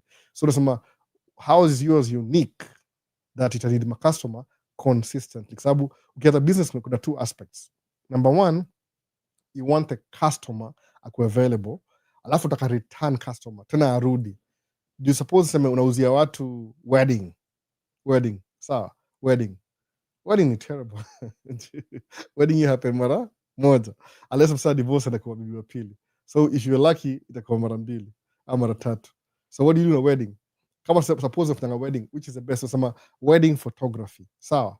So unaanza na mtu ya wedding, unatake picture na video, unamwekea record, alafu juu wameoana, chances are a couple of months ama years watakuwa na mtoto, unaenda kwa baby shower, unafanya baby shower, unapiga mtoi picha, alafu atakuwa na the first day of school, unapiga picha. So you have to keep your business, ile customer wako wakuwe returning customers, itakusustain, because if you're making a living na hii craft yako Richie, lazima uko na hiyo continuum, useme I will create this for these people and they'll have needs for this thing. So naangalia market, can it sustain? Kama vile wasema hivi, before wafungue Target ama Walmart store, au angalia neighborhood, wasemaje, what stores ziko kwa hiyo neighborhood? Okay, kuna Aldi, ni how big this big? Kuna sijui maybe nimesahau jina ingine small stores. Okay, sawa. So what if tukifungua Walmart itakuwa wapi? Wanachukua hiyo survey, wanaangalia kuna neighborhood hapa, so hii Walmart we need maybe 20,000 households ziko na access na hii Walmart. So which is the best location hii Walmart? Utaona kuna hii shule ilikuwa hapa hivi ikafungwa. So what if tukichukua a portion of your land ya shule tuweke Walmart on a parking lot? That's gonna make sense. Waende ongea na hiyo mse wa hiyo property. Hey, sell us your property. No, I'm not selling. Oh, please sell us your property. Okay, if just in case, if you could sell it, how much do you want? Me? No, never sell it. Okay. Well, the property value is 20 million. Takupatia 100 million. What? They'll make you sell it. Amos imagine, don't even sell it. Lease it to us for 50 years. Sawa, mna agreement paperwork halafu mna lease. Kwa nini? Nijue Walmart kisimama pale hivyo, wanajua ukifungua Walmart hapo hivyo, guarantee they'll make their money. Itajilipa yenyewe bila. Kwa nini kuna continuum? People still come back to shop at Walmart. Hiyo ndio ni ya business rich ukiangalia hivyo. Kama mimi track msemaje nigundua hivi, siku do research. I'm going to be honest. The people who I learned from tracking, I saw them doing this thing. So, so kuna demand ya dump truck, side dump every year construction. Need is available. Kwa nini? Huku ni Minnesota. Barabara inajengwa brand new leo. 2-3 years imeharibika. They do it again. 2-3 years imeharibika. They do it again. So kuna constant supply ya construction. Kwa nini? Barabara inaharibika. Kwa nini? Mother Nature. It's too cold, it's too hot, it's raining, it's so many weather. So unapata una creep in pole pole, you're actually building consistency. So kinua dump truck kama sasa kuna project inaanza next year ya train. Train ile 2019 ijaisha bado. I'm going back on Monday for finishing touches. 6-year contract. Unaona sasa hiyo. So una buy truck, unajuaje? The truck will take me 5 years pay off. By the time I pay off, project will be complete. Alafu ndaanza nyingine tena, I'll buy a new truck again. Unaona hivyo sasa? Unaangalia demand na supply. Kama iko poa kabisa, make sense, fungua business. Kwa nini? Utakuwa na ile consistency. But kufungua blindly too, na ujui kile happen, you might end up losing all your money. Utakuwa in debt tena. So Richie, that's why kama kuna need, ama uza market online, tafuta your market kwanza ukiona, then use your skills kuifulfill. Itakuwa poa hivyo. I'm just trying to be very, very honest. No. So kwa sababu mimi sijui fabricating, but you know it better. So nakwambia tu ile, lazima kuna research yako, ile business planning, how you gonna make money. So hey Albo, what about venturing in agricultural business like chicken farming, fish farming, daily farming and farm life? Maisha. So the same thing. Pia utangaliaje? Kama sasa sema kila mtu hapa hivi kwa store, people buy food from Africa, so and restaurant depot. Kwa nini? Tunapatanga bulk. Kama best yangu jana alibuy nyama restaurant depot. Kuna mbuzi mzima huko, unaona, iko frozen. Bala kwenda kwa kichinjio unasemaje? If you're doing farming, upate client kama restaurant depot, upate kama Walmart, upate kama Target, upate kama Aldi, ile produce. Usha make deal now. So you'll be farming, make sure product iko poa, alafu na deliver kwa warehouse zao. Demand supply. Then you'll succeed. So pia kuna logistics. Utatoa wapi land, utalease, utanunua, utakuwa na whatever you want to do. Lazima uangalie research ndio go into that. There's almost amanga tracking ile. Tracking ni mimi tu napata hapa hivi. I'll tell you everything. Alafu once you make money at tracking, then you can buy your farm. Unaona? Alafu hiyo farm yako kibuy, uende upate loan, ubuy ma tractor. Justify how you're going to be making money over time mpaka meet objective ya kulipa hiyo loan yako back. Sasa so ni WhatsApp my people, Virox atapotea tu sahi Virox. No. So did you visit Kali na family? Niko LA, karibu sana, tuko na network poa, I just don't know trackers. Utaongea nao. I haven't visited Kali for a while. I think the last time niko Kali niko nini 2011. It's been a while, by the way. It's been a while. Shakwa Seattle, but Kali's Jakuko for a long time. I believe you need a lot of certifications and you have to pass some exams. Welding in Gusa safety. Yeah, that's true. Lakini kama anajua something Richie, kuna mtu kwa TikTok hapa hivi anajua, aitwa Adani must go. Adani must go. Wow. Hope it's a good thing. Adani must go. You also need a lot of capital. For example, have trucks within built generators. Anajua more about you. Ni supply demand. Nasema hivyo. Sijasema nimekudiscourage, believe me. I'm just saying. Do your research. Usitaki ukuati ile uende uanze kufind out na uko na investment mzuri sana. Alafu utakufa moyo, alafu seme maybe I should not do welding. And maybe that was your ticket kutoboa. How is insurance like in dump truck? Same too. We pay about maybe kama $800 a month, but I have a fairly decent driving record. Fairly decent. I'm just being moderate. Driving record. So it depends. Okay, if you have a bad record kwa ngiri moja, but kama 900 hivi a month. Alafu when the truck is not running, if you want to, suppose you want to go to Kenya for kwenda kwa Samabani, ukaharibu huko hivyo, unaweza step down insurance from ile active to passive. Alafu maybe ulipe maybe a third of 900, maybe 300 a month, upark gari for 2 months ama 3 months, then you come back, alafu una resume tena. But I've never done that nini kwa dump truck. Kwa side mfanya hivyo every time in a slow down. Na step down insurance to parked insurance. Ile tu imesimama, not moving, ile stop, ile ko parked garage. Sasa, so turudi back to ile still kanaongea before ama nini? Ama kuna swali lingine? Alafu naona turudi back to hiyo ama kumbuke context ilikuwa nini? I believe a lot ilikuwa nini? Karibu niende hiyo rabbit hole kasema tena ni save kidogo. Naona. Sijui turudi huko ama nili avoid nikasema acha nimalize Q&A kwanza. Nimeenda kwa hiyo rabbit hole nikasema to stop tuendelee mbele kidogo alafu turudi. Sasa, so nini nyingine? Insurance, the guy of welding, tell him to train pressure B welding ya pipeline. Umesikia story Richie? Do you think pia usafanya hivi? Kuna one of my friends ni kama acquaintance, I know him. You drive truck, alafu anajua akona mechanical skills. So you fuata crew fulani ya kuinstall au itaje hizi electricity by windmill ama ni windmill electricity. You potea for a while alafu anarudi. So he makes good money. Uzatana job pia mahali naona. Na taxes ziko aje ukiwa owner wa truck. Kawaida tu taxes lazima ulipe. Yes, a big deal. Ulipe taxes. Will you go to Kenya soon? Niko home next month na Christmas pia. We should network, boss. Sijui.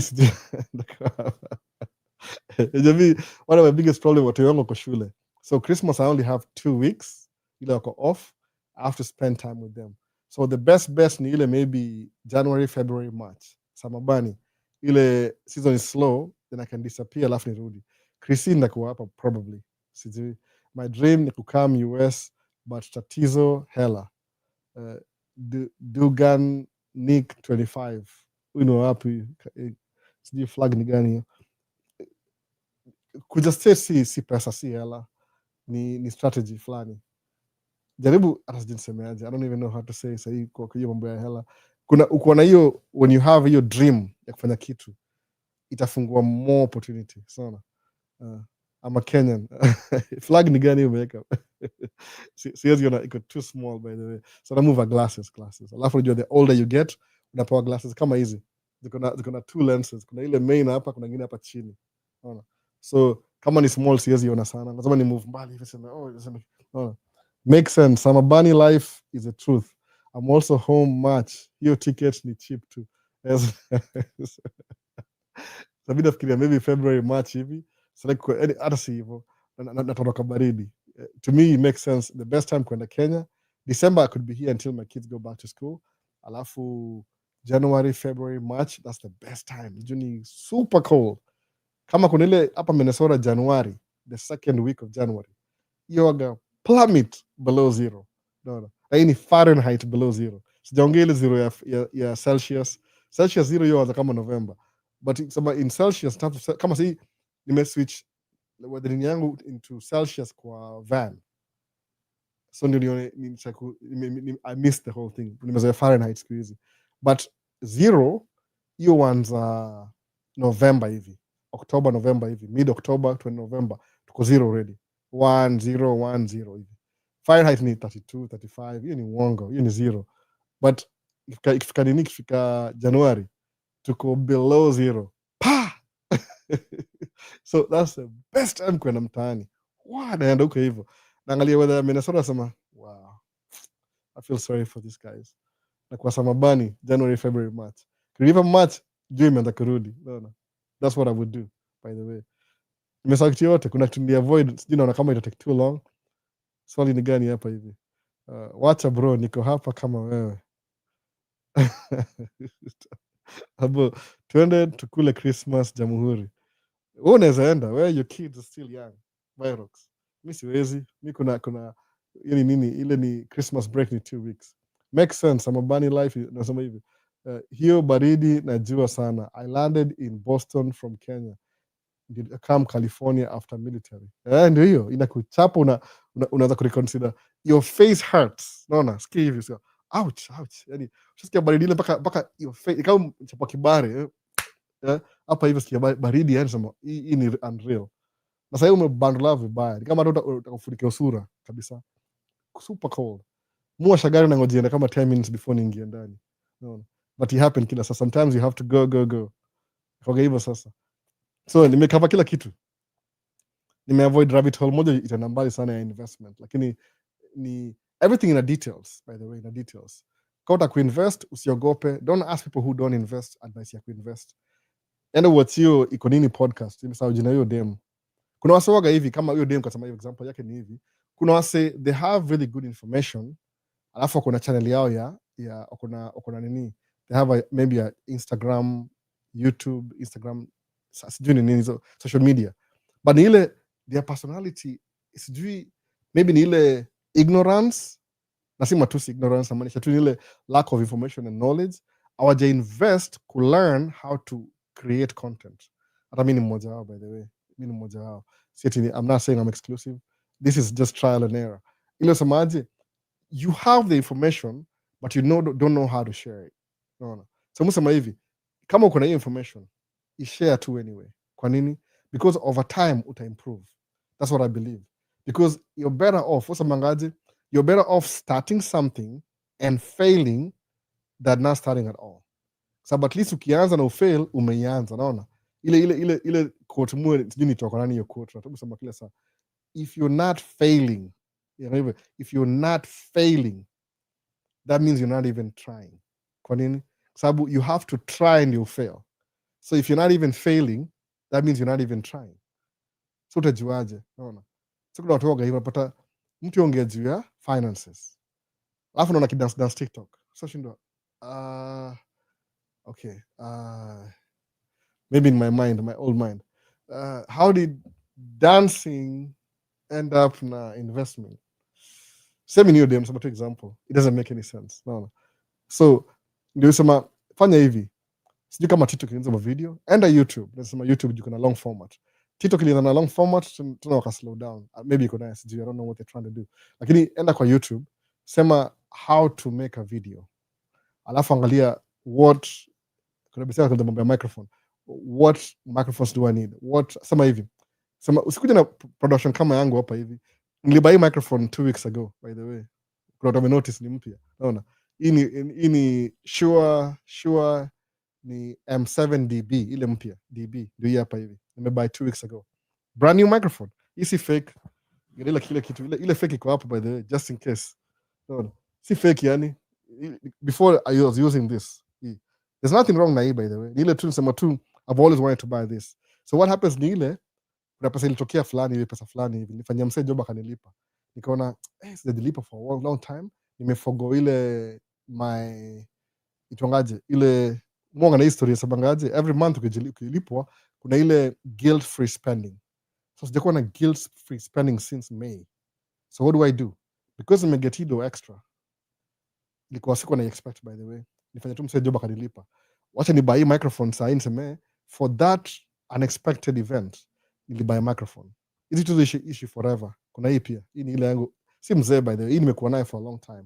But I always wanted to buy this. Ni vile easy cheap. Hii ni 250. The last, maybe itakuwa 300 due to tariffs. Hii ni 700. So 700 to 50. So nikibuy hii microphone, nilibuy 3. Kuna 1, 2, 3. Because I needed 3 microphones. Sawa. But because na kusave cost. Nothing wrong with this, by the way. Bado iko. Nothing wrong with it. Lakini sema I wanted this. Nimesikuwa na hiyo budget saa hiyo. Nikabuy microphone. Sawa. So how do I know this is a good microphone? Ile ASM7D ama ni B. DB ni mpya. B, it was so good your dynamic microphone. Michael Jackson akirecord muziki yake back in the days 1985 huko, before most of us were born. Mimi niko nishazaliwa already. Alikuwa anatumia microphone.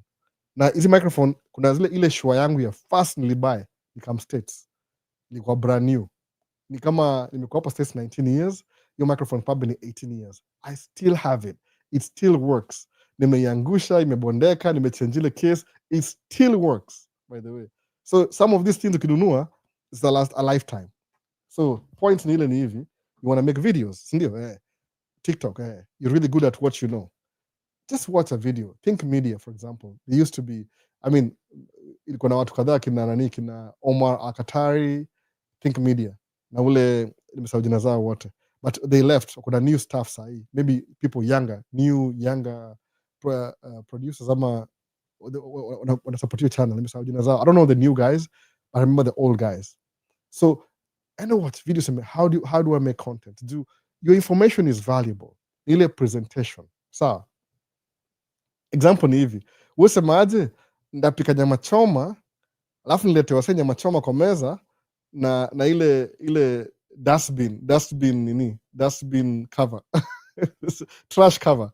No, trash cover sema, ndio nyama choma kuleni. Presentation matters. So learn how to present. Miss, I don't know what I'm doing. I'm just saying the way I see it. So kuna watu hivi ukiona kwa podcast ya Ikonini podcast, alafu uone kwa channel yao unashindwa. These are two, kwa Ikonini podcast wako more serious, wanaongea tu boom boom boom boom boom. Channel yao iko tu, they serve you with a trash can. Unaona sasa? So shindwa, how do you, ni cognitive dissonance. How do you separate the two? Presentation matters. Kama ni business, kuwa to business. Mimi sivagi suit na tie. I'm supposed to. Mabusa mangaje, whatever I'm doing right now, it's more casual. Ni move a t-shirt. Unaona? I don't know if I've been looking for ile Maisha States niko na logo niacha kupromote. Itongaje? Iron New York. Ile nisemaje? Whatever clean shirts I have leo, sitafanya laundry for 2 weeks. So hii nilikuwa available. Naivaa. Nasema, man, I need to buy a t-shirt. Afu nasahau the whole week. Presentation matters. Kuna wase utachukua spectrum ya wase wako hapa na chini, just the way you present. Kama kuna nyama choma, don't serve nyama choma kwa trash can cover. No. You serve kwa meza ama presentation. So unajua mambo ya investment. Ambia wase. Siongee juu DM specifically, but unapata mse una watch live yake kwa podcast, alafu unamfollow, alafu kenda kumfollow unakuwa underwhelmed. Like ulikuwa overwhelmed na information yake kwa podcast, alafu kimit unakuwa underwhelmed. Man, no. Not because I'm guilty of that too, by the way. So nisema, should I make this? Excuse me, nakata video unnecessary. Nasema, ini yangu acha nayo. No. I've been doing this for kama maybe in the 3rd year. So video moja ile it makes sense, as I cut off. Unless sometimes na video, kama moja niko na drive from, niko in last week, niki drive from the truck wash kuja home. I had a thing in mind. Last minute, wife akasema, my daughter wants to ride with me. Man. Anyway, it's my daughter, first priority. No. Princess lazima and the first priority. Passenger side. Akasema ataka nimnunulie donut. Kanunua donut. So she was eating the donut nikisema hata nianze video sahi. Kaambia wife twende, tukaanza kuenda. That video was good. I was supposed to talk about something. Ilikuwa tu opportunity. But because my daughter akalala, she was falling asleep. So nikiongea na muamsha. Acha tu uache aka hivyo. I made the video. Ningeipost nikasema people might appreciate. Ni 2 weeks ago, by the way. 2 weeks ago. Lakini video kaa hiyo yani excuse me, avoid video. Kwa jai notice nimekata video kidogo sana. Juu kuna zile vitu I could get away 2 years ago, but sasa sema sijui sitaki kuwa cocky. Maybe another channel, maybe nitazipost kwa ile channel nyingine. Juu azitoi kile nataka itoke. Unaona? Mtu ataniona mahali aseme overwhelming, alafu kuje ku underwhelming. The presentation matters. Unaona? I mean, I take very seriously kwa sababu I want people to learn these things. Ama kuwe na hii mindset, alafu wa change life yao. Then I can have the opportunity to learn from them too. Sababu najua kuna wasi hapo hivyo nyinyi na wajua nyinyi tu mmekaa hapo mmenyamaza. Na mnajua kila kitu mmenyamaza tu. Some of you lazima tuwafungue kama soda, Sprite. Unaona? Ndio wakuja, for example, ile itongaje carbonated drink. Ile yani lazima utonishe msendi akwambie, man, najua hizi vitu.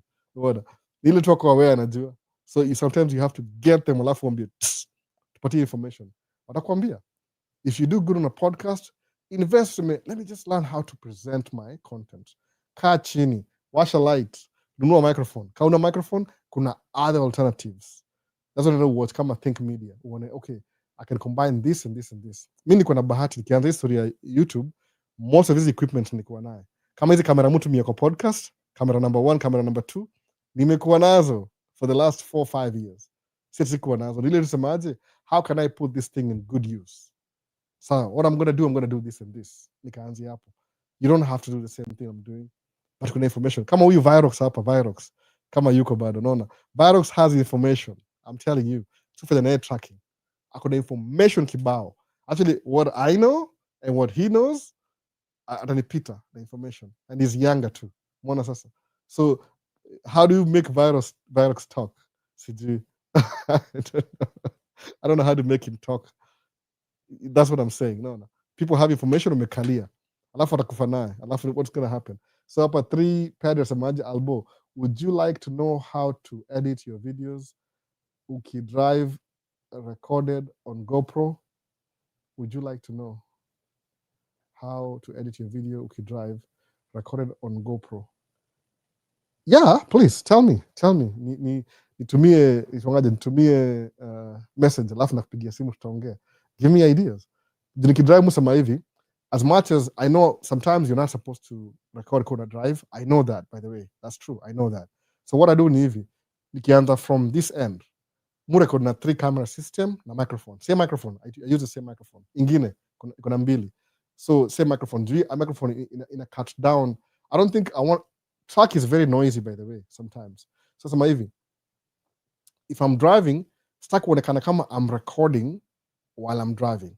So what I'll do before kama nalodiwa ndaanza camera. So before I used to do hata before nianze, now I introduce in the beginning. Because this is not niambiwa Alba, don't do that. So niko naanza video alafu na clap kusynchronize. Siku hizi msemaje na ianza na clap before nianze kuongea. So by the time naanza kuongea nisha clap nisha synchronize everything. So mimi sina ile production, you're using whatever cameras you have. Alafu nikidrive nataka ile I don't touch the camera until I get to my destination. So nimegundua DJI hizo record for 2 hours straight na zi overheat. Stay overheat, by the way. I'm yet to, unless battery issue. So I wanna talk while I'm driving, but still, if you look at my video, I'm actually driving. Number one, 100%, 99% of the video, I'm actually driving. 1% ndio na record. That's it. Kwa nini? Because that's the only time I can do that. Kama job ina allow. Kama ni job ya on-site kama last week, I can't record anything. So na hivyo sasa, I had to learn. If somebody has some more ideas, I could do that. So I would love to nikuwe na presentation, alafu napata more views. I would appreciate that. Sahi, what am I trying to do? Too much, niko na watoi na raise, kabuda, nimeanza kuinvest. Kama tuseme 4 years ago, it's getting somewhere, by the way. Nikiangalia nisema, okay, I wasn't really wrong. That's why this year nimekuwa more confident kuongea juu ya nini investment, because nimeanza kugrow. I'm seeing it grow, so I'm very serious. 2 years ago sikuwa sure, so I'm trying this thing out. I can't really mention it, but sahi kuna vitu zimegrow, nasema yeah, it's growing up. Unaona, najua hivyo. So that's what you do. Nasema okay, acha ni record alafu nione nianze. I'm open to more ideas, but I would rather record less kwa track.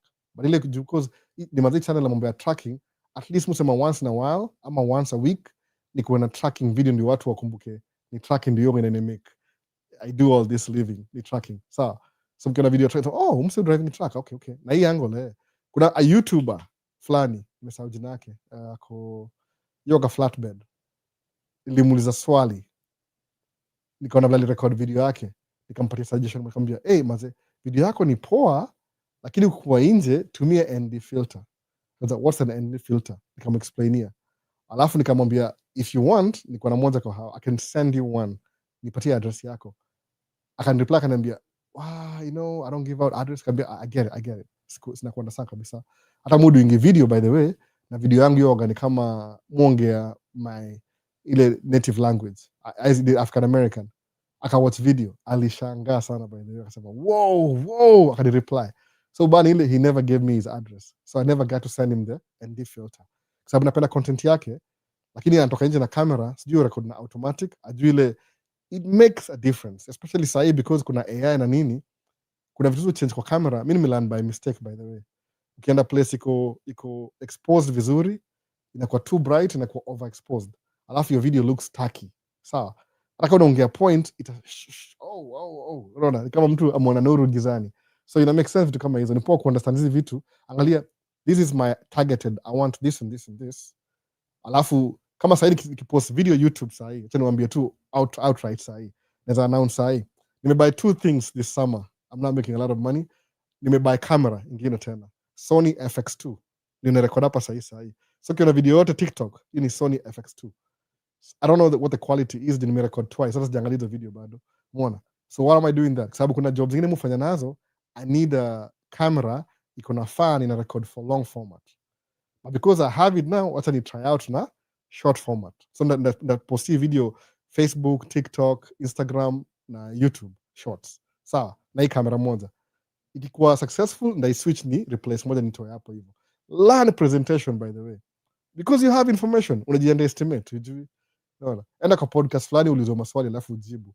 Alafu uende watch tena. Mimi sijaenda iko nini podcast. Maybe hata they'll never call me, which is okay too. Mwoga na watch bado. Nikithink about it, alafu nasema it's too shy. Na consider kama iko nini podcast ni iko very serious kwa sababu that's all they do. How do podcast, unaona? Yaani wanakuwa na maguest ile sema ai hata mimi siwezi fikia hiyo level. Na invite watu kama sijui kina nani. Watu yani people who are who and who, unaona? Sababu imekuwa imeestablished by the way. Alafu legal doctor moja pia nani alisemaje, unajua nani mwaf hiyo I think we think the same kitu kama hiyo. Nisema ati akirecord audio, share record audio interview na mtu aka lose everything. Sasa ile change topic. Aka lose everything juu aku record your session. So aka realize one thing. Hata ukuwa na video poa kabisa. Sometimes backup audio yako. Kwa nini? You never know. No. Unaweza kuwa na podcast moja poa sana alafu lose audio na kuna video. Kwa nini? Somebody forgot to push the record button. So msema, knowing that, juu na hizi vitu, mu backup audio. Unaona, TikTok. Angalia hapa. I'm recording this session. Iko na microphone hapa ndio hii microphone. Hii ni audio tupu. Hii ni audio peke yake. Hii ni live. Kuna backup na kwa camera nyingine ndio hii DJI. Ndio hii DJI nyingine hapa. Nimepata place ya kuziseti hapa by the way. Ziko hapa hivi kwa hii microphone. Sisi kama mnaiona hivi. Hizi mbili. So una backup audio. It's not because it's me. Nasemaje? Wacha ni learn ku backup audio sahi. If I ever interview who's the most important person najua. Sasa majina. Somebody important najua I've done this before. It's something that just ni kama tu a walk in the park for me. Kwa nini? Done it before. Been there, done that. No. Una backup audio. Because you never know. You might end up using this audio. Yeah, DJI microphone. Kwa nini? Because hii ilivunjika na huko unajua. No. That's okay. Ukiwatch movie, I record audios doing how many 3 or 4. Sometimes I can't do it twice. Kama kwa license ya 3 hours kwa military base, kushoot scene moja ya 2 minutes, nalipo sijui uli apply 9 months ago, alafu ingia pale alafu make mistake, how you gonna go back waambie hey we missed, you can't do it, uta scrap off your story yote. Maybe in a piece ya 15 seconds ina make your movie make sense. No. Anyway, learn tu hizi vitu yani jifundishe. Alafu kwa sababu the most important kujifundisha ni ile tu unaanza sahi, then later on itakuwa about your message, see ile equipment, but ile basis, ile entry level, you know how to present nyama choma kwa plata. No. Si kwa dustbin can. A little bit of expert. No. Kuna ordinary, just be a little bit extraordinary. Hata ile intention, you learn something. Mwana maswali zimeingia hapa hivi. Sema nini? I would like to know, unifunze bana, you are a pro. Hapa let me see pro. I'm just ni figuring out. Ikika kamera hapa, alafu na hapa. Kama hujaijua ile video new watch, nimeifanyia testing maybe 5 times before ni make video na hiyo story. Sometimes audio let down. Sometimes GoPro inakufa. I don't use GoPros anymore kwa video. If I'm gonna be driving, alafu ni start gusa camera, ndaka camera record paka nisimame. So msema, hii trip ni half an hour. I can do half an hour. DJI cameras, wako sijui hapa. Nasema above my head. Inini Action 5 ina hold battery for 2 hours. Action Osmo Pocket 3 ina run 1 hour and a half. Alafu ukiongeza ile battery yake inakuwa 3 hours. Nimerecord gari from Mankato, Minnesota to the Twin Cities. Ni kama an hour and a half. Sijui nimerecord how long. Nimerecord fuel. Camera ziko tu on throughout. No. Maybe ina shake or something. These things cameras are really good. You can realize evil. So that's what you do. Una learn to in basics too. Even if you're using your cell phone, presentation matters. Ukinichomea nyama choma, nyama choma is delicious. mtu yesema yummy, it's yummy daddy, so it's yummy nyama choma, alafu nilete na trash can, sitaikula. Ukiniletea na hata si sahani, hata ile cutting board, it's still good. Ni nyama choma bado, but trash can itakuwa questionable. Sema I want to eat it, but isn't that a trash can? Oh, it's clean, I cleaned it. Still no, inamata hivyo vitu serious kama investing na nini, hizi vitu hizi zinasaidia ku change your life. No, ukiongea mambo ya green card it may change my life, by the way, I'm not kidding. Mimi singekuwa hapa, sioni, there's no possibility nikuja ku afford microphone kama hii, for example. Unaona itongaje dB A7 dB, wapi sangapi, ili kwa tu pipe dream. Unaona sasa sema somebody just pay me this much, what, just for that? Oof, hii pesa sikuwa expect. Wacha ninunue microphone. Nikanunua kamera niliuzia kamera yangu FX3, niliuzia Victor Nyochieng ako University of California Berkeley. Alinunua hiyo kamera, by the way. Muulize lipa how much, hasta kumsenti, because yeye ni journalist, yeye is a student journalist, so he needs that. Nikamuuzia, so I had the money. Guess what, the money came back, nimenunua naye FX2. Kwa nini? FX2 ni A7 IV with a fan. Umeona? Will I need it? Fanaka Nation record video zake. Anyway, fatumalize, by the way, nina job ya kwenda kudu kwa track, tuna change strap. Mtu yeye amelala, sijui kama ameamka, so wacha niangalie what imebaki hapa hivi. YouTube virus kwa mwisho, about tuende Christmas sasa. So the camera imekuwa I used to talk about that before, but now post video moja, maybe niko na intend, but maybe kesho juu sina video saa hii ya tracking nikatala, so kilikuwa too noisy, pap warning. I would like to know unifunze bana hapo. I'll tell you, siwezi kufunza, niambie tu exactly, nitumie message niambie what you need to learn, I'll tell you what I need to learn, alafu I'll send you videos how I learn how to do this. Alafu the best thing kwako, sema ati nifunze how to learn. Once nishakwambia umewatch video, just go do it, do it. Ni difference ukifanya, inakuwa skill. Once your hands touch it, inakuwa skill. It's something, it becomes part of you. Ukiwatch from a distance theory, you'll never get it. Umeona? So Loda sema hi, hello hapa. Kuna Padre, Insta360 or DJI or GoPro for driving videos. Nikitaka I can buy an Insta360 ama DJI 360 niweke hapa nyuma. But kumbuka dini yangu ni nini? Musema hivi, I don't like spendangi, acha niseme kweli kabisa, kama unaniambia video, najua hisi ya kila mtu bread and butter, ni hivi, mpendanga video ziko straight, spendangi video ziko curved, I don't like that. Kama video kama 24mm, ndaka 24mm straight hivi kabisa, yani paranoid, mwoga kama OCD, lazima ikuwe straight hivi. Ikuwa curved hivi na imeanza ku stretch out. Alafu because na record na kamera 3 kwa gari, the last thing I want to do ni ku edit na ku switch. Kwa nini? Ile post production inakuwa tiresome. Na mu produce content YouTube. In the beginning niambiwaje, I used to do lives once or twice a week, na malizana nayo hivyo. Nikaambiwa no Albert, sometimes consistency is key. Kusema okay, what other videos can I incorporate in Maisha State's channel ili napatia na consistency. So excuse me, semaje, I post almost every other day. Nikipost Friday, ndapost Sunday, ndio live. Nikipost Sunday, ndapost Tuesday, Thursday. Alafu nipost na Saturday. Alafu na Sunday. Alafu niende Monday, Tuesday, Wednesday. So every other day mu post video. Napatianga video moja at least 48 hours before I post another one. Sawa. Now mostly I'm trying to keep it consistent. Hata kama na drive, nikimake video, chances are is about nini yangu, I'm trying to get ile fine tune. It's about personal development. Industry channel. See politics, see green card. Green card I can mention it. Kwa nini? Because it's my experience. Lakini ni personal development. Sababu nigundua hivi, most people I meet, nikiongea hizi stories za personal development, upata wase wengi, they are ignorant of this information.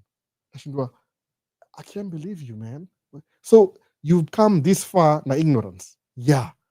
You know, you're better than me. Na kuna ignorance. Leo ukijua hizi vitu, if I want to make money, I have to be rich. I need to have money. I need to have starting capital. Oh, man. You don't need that. You don't need money to start a business, by the way. How insane it sounds like. You need just to have information on how to start a business. You don't need money to start a business. Ni strategy. Yani kuna ile pre before uanze business.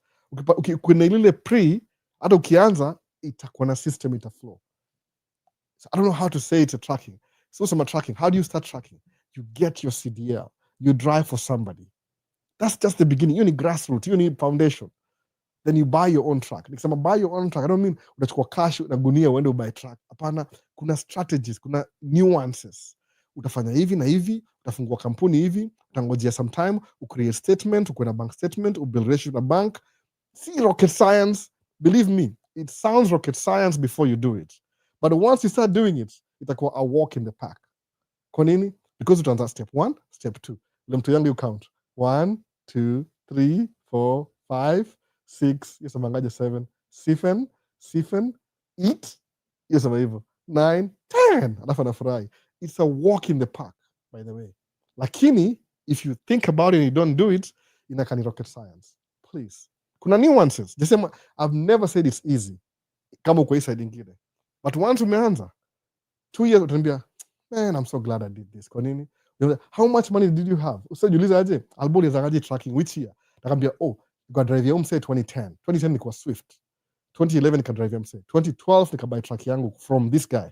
Nikaanza tracking. Nikafungua kampuni. Sole proprietorship. Albert tracking. Nikaona Albert tracking doesn't make any sense. Nikalearn one new thing. Alhal. Nikaanza Alhal, nikachange kila kitu. Nikalipa $50 extra. Did I know what I was doing? 2013 nika owe taxes. 14 nika owe taxes. While I was owing taxes, gari kuniaribikia. Yani hiyo ni story yangu, by the way. Musa kila siku na repeat. Nikalan, you have to live within your means. Usi live above your means. Kwa nini? How do you live above your means na income yako iko low? How do you live hapa na income iko hapa? What about the deficit? How are you going to take care of this deficit? Live within your means, ndio kuwe na extra. Ndio invest your extra for the next project. How did I learn that? The hard way. But something funny ni ile, tracking was good enough to help me recover. Imagine business na nini? Personal loan, $10,000. Wells Fargo Bank, by the way. Business account. Nifunga business account hivi, they gave me a personal loan on my name. Which means I put my name online to buy my first truck. How far did that truck get me? You truck ya $10,000, your personal loan. Kumbuka hivyo. No money down, zero. Ilinibuy truck ingine ya pili 4 years after. Alafu 4 years after, when I bought the second truck, it took me 1 year to pay off all my stupid debt na gari moja. Where did I get the money from? Niulize hivyo. Ilianza na zero down, na loan. Ilianza business na deni. So you tell me how you need working capital kuanza business. No. I don't know how many times I'll tell you that. Where anza uone. No. Anza tu seme, I'm going to do this. Sema, I'll do it. Anza. Sema, I don't even know how this happened. Kwa nini? That information that you think you don't have has always been within you all these years. Ile fungua Coca-Cola, ile carbonated drink, you've never exploited it. Ifungue. It's always been there. Na yako hata ni better kuliko mimi. I'm just probably just playing kawaida. Did I ever know I was going to record a video?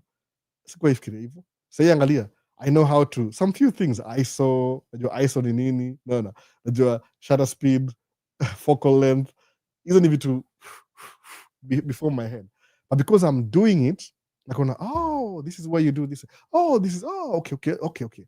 That makes sense. Do I even know what I'm talking about? Najua tu some nuances that makes it work. That's it. Anza. Sikuanza tracking because I had a bag of money bags. No. Loan, personal loan. I don't know how many times there's some maybe. Yani, I had the thing in my mind already. The action made it come true. Sawa. Sijui niseme how many times yani. Fikiria hivyo. I'm broke, I don't have money, niko broke. Ule msalizulio swali, by the way. Hiyo ndio answer yako. Niko Kenya though. Okay. Why did you start your business in America? How did you get to America? Nili apply green card. Iko due lini? Next month. So, would it hurt you? Kama ile baridi ya February, slap in the face. Your face hurts because it's too cold below zero. Will it hurt your face? Ukisemaje, wacha nipige picha, ni apply green card, ni submit my entry. You need step 1. What I think, just do it. Alafu forget. Guess what? Usi waste your brain space thinking about it. Sina pesa ya picha. Tafuta Guru Visuals. An example. akona kamera. Guru visual ni aje, nipige picha nakupatia somo moja, nipige picha, make sure ni hivi na hivi, sawa, akupige picha. Guru visual hajaifikiria kufanya kitu kama hiyo, kupiga watu picha, but guess what, oh, I can do that. Idea imekuja kwa kichwa yake sasa. Atakolektia pesa yote ya green card in 1 month. Akipiga wasee picha digital, alafu anatumia kwa simu, alafu chukua simu yako uapply, usubmit. Ni step 1. You never know, you step 1 ita make 18 years utakuwa umekaa mbele ya man cave kama hiyo, unaongea na wasee, naambia wasee, this is my life experience. I don't even know how it started, ilikuwa tu flukes, but angalia, I feel like I'm heading somewhere. Naona hata sijui naenda wapi, but I'm heading somewhere. Naambia wasee information ina change life yao. You are the information all along. Siti kuna, who's gonna give it to you? Hakuna iko. I'm telling you. Najua nakawia ni kama I'm yelling at people. Yuko nayo. Your software ina exist. In your mind ina exist. Exploit uone. Utakuwa 10 times mimi. Niseme, oh, you my, tumia jina hapa hivi, Solomon Muchori, nifundishe how to invest in 10 trucks. Kwa nini? Uko na 20, niambie. Juu skill yako ya 10, mi sijui. Mi capacity yangu ni 5. Wewe una 10. Just do it. Nike. Naona. And rich people know this, by the way. Rich people. Wanajua hizi vitu. They know them. They wink, wink, wink, wink, wink. Wanashindwa, nyinyi sema nafikiri hatulipangi taxes. How do we do this?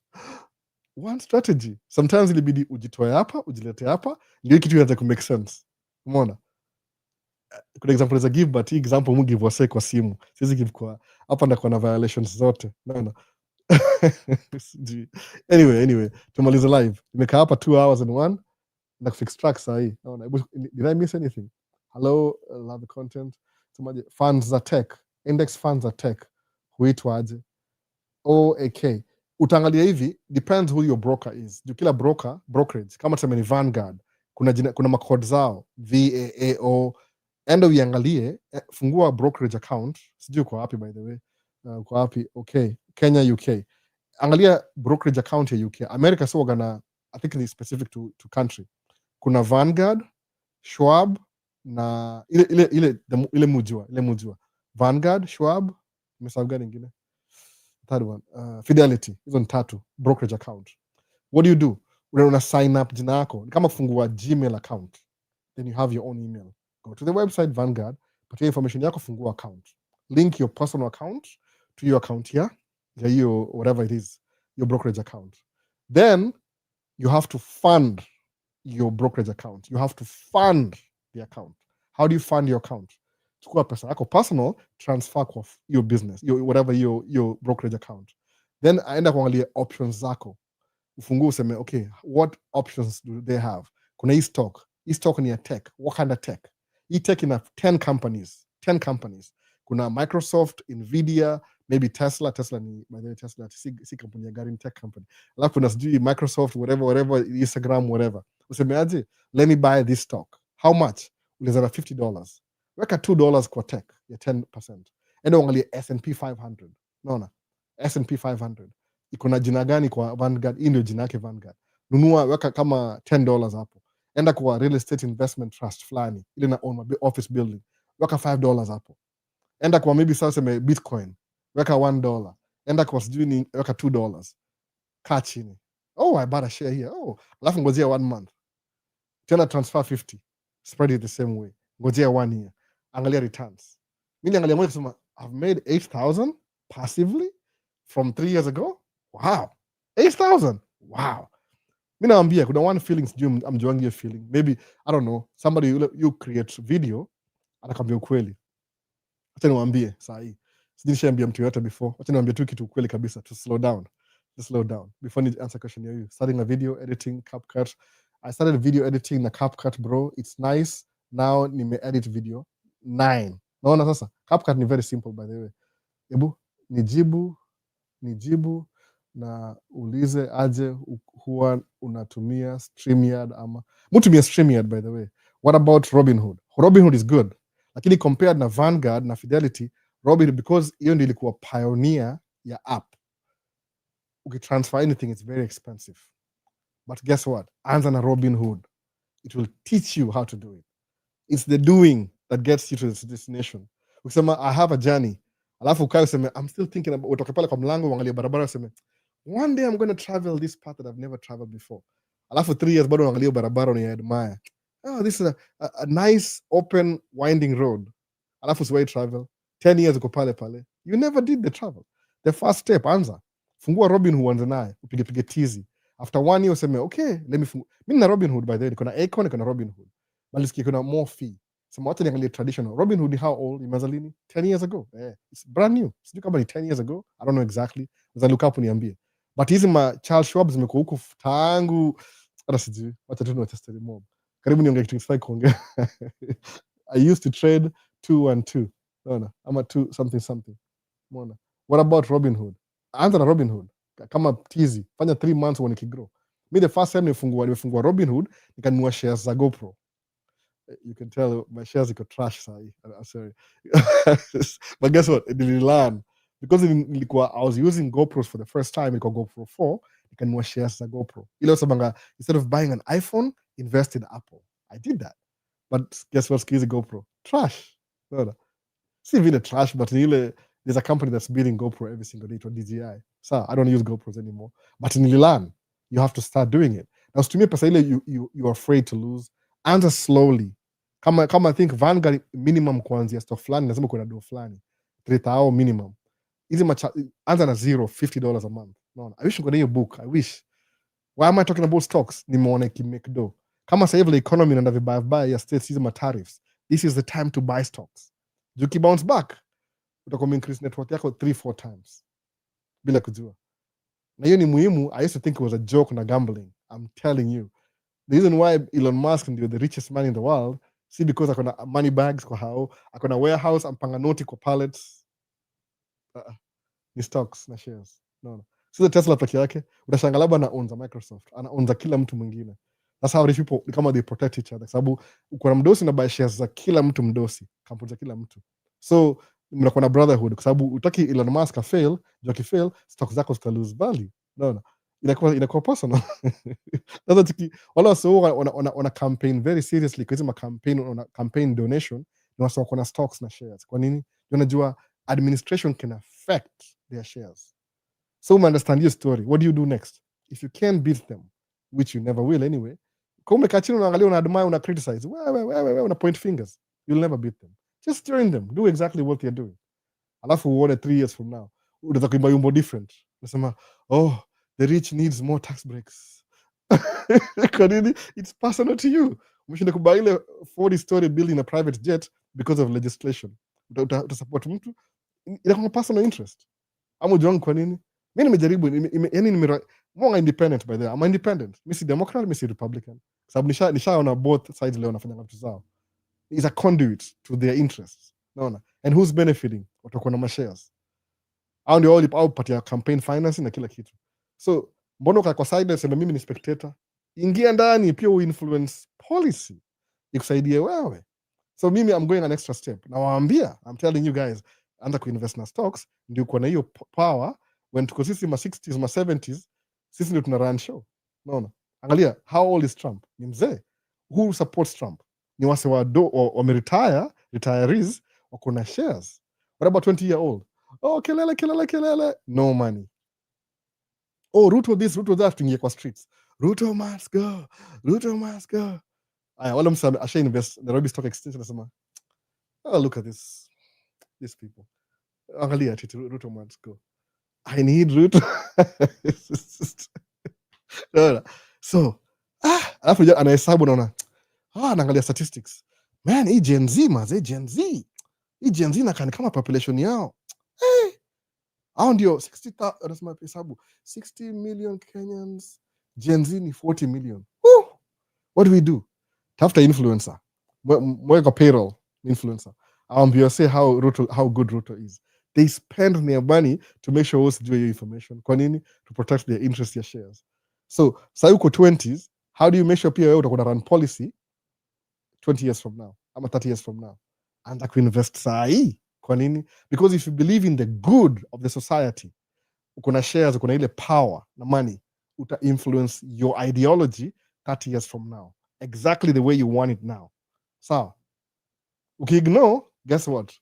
utakuwa Ruto 3.2 or 3.4 version. Kwa nini? Kama unathinkia ni mbaya because of that. Now while you guys are screaming kwa streets mnauliwa, people are making money. No. So what's the game? Unajua mambo ya shares imekuwa so profitable mpaka utumwa ikaisha. Ama ujui hivyo. Why do you think they ended slavery? Haikuwa profitable anymore. Ilitoka profitable. Man, why should we have it's too expensive. You gotta find mtu akona anajua kuchapa jangunyo ya kibe. Lazima uchukue watu kwa boat. Too expensive. Si tukue na boat sahi kubwa 10 times bigger than a container. Alafu tununue shares kwa hiyo kampuni. We don't have to own the company. Who cares? No. Shares ilifanya, that's why utumwa iliisha juu ya shares. Hii watu wajinga kelele ya utumwa, hii ni ile wasawajui, wako blinded bado. Wanafikiri bado ni 1776 ama 1619. Hawajui? No. So how do you get from point A to point? Baanda kubuy shares sahi. Hata ukichange rules ulibuy 5 years ago, 10 years ago. Ukamkuinfluence politics yako. So umesema hivi, if you want that change that you believe in, kuwa na hiyo financial backing, ubaki wase watavote vile wewe unataka. Naona? Kwa nini? Utakuwa na ile resources ya kuwalipa. Naambia kuja hapa. You're very handsome. Chukua microphone, enda uongee na wase. Wewe ndio mayor wa wapi? Influence. Naona? But influence bila do. Unaandika barua, strong worded letter. Hiyo na kufidio kwa shredder. Naona? Shredder ya whoever that is. Sijui. That's what you do. Naona? Maybe I'm wrong. Mtu is correct. But maybe that's how I see things. Naona? Connect people. How do I start a business? 2011, zero money down. I have consistency. Saidi kuna net worth. Somewhat. Whatever it is. Sitaki kusema hapo ni TikTok. No. My personal things are personal. But you got a network flying. How do you get there? From nothing. Ni loans. Are these things available? Yes, they are. What do people do? Hautakuwa entertained most of the time. No. Angalia mdudema. Kuna nyash ni aje. Okay, hope your video ya nyash it makes you money alafu na invest. Ndio hiyo ya nyash ya last year sikue a waste of time. Hiyo nyash ilikuwa kama ni hivyo, kama that's what the thing you do. No. Una makes you my AI videos or whatever. No. That's how I see my perspective. Muenda kuongea vitu sawa kuongea saa zingine. Lakini ndio hivyo nasema ile yani angalia yani study kuwa na observation. Maybe ujue hizi vitu, maybe imeenda overboard. Muongea too much like kuongea. Anda kuinvest stock bado. Kwa nini? Kwa sababu jina passive income. Literally, kununua stocks. Hiyo ndio passive income. Juu utaisikia utaimbiwa for the next 10 years, you've never done anything. Unasikianga tu, passive income, passive. Ujui ni nini? Paka imekuwa wimbo. Umeandika wimbo rap, unaimba passive income. Juu ni nini?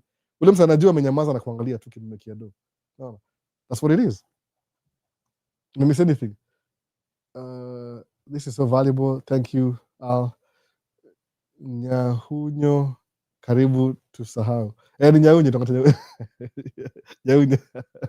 1000 sijui nini hivi naona. DJI is the best kwanza truck driving. DJI ni poa sana. Aishi battery by the way.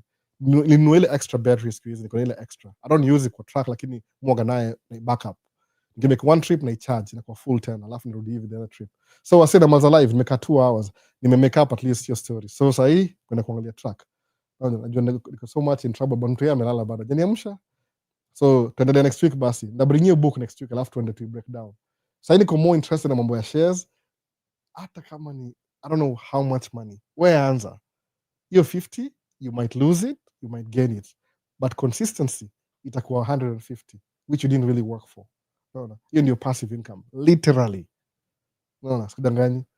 Nimeangalia kila kitu, how do people live their life. Kuna more nuances, but mimi nakwambia kitu moja. Ukianza kudo kitu the moment you start, ina make sense.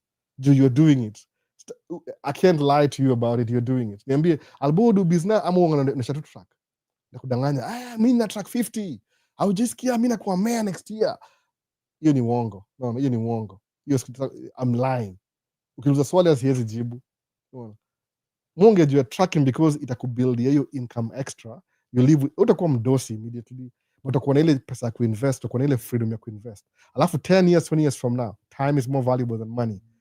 Hiyo ndio umeinvest sahi, itakuwa passive 2 years, 10 years from now. Umeona? Hata ninge break down. I wish ningekuwa na hiyo book, nimeplan hiyo book lakini nimeitoa hapa hivi. Juu ni book simi nimeandika. Nimetu siwezi taja hiyo book verbatim because ni publication ya mtu mwingine.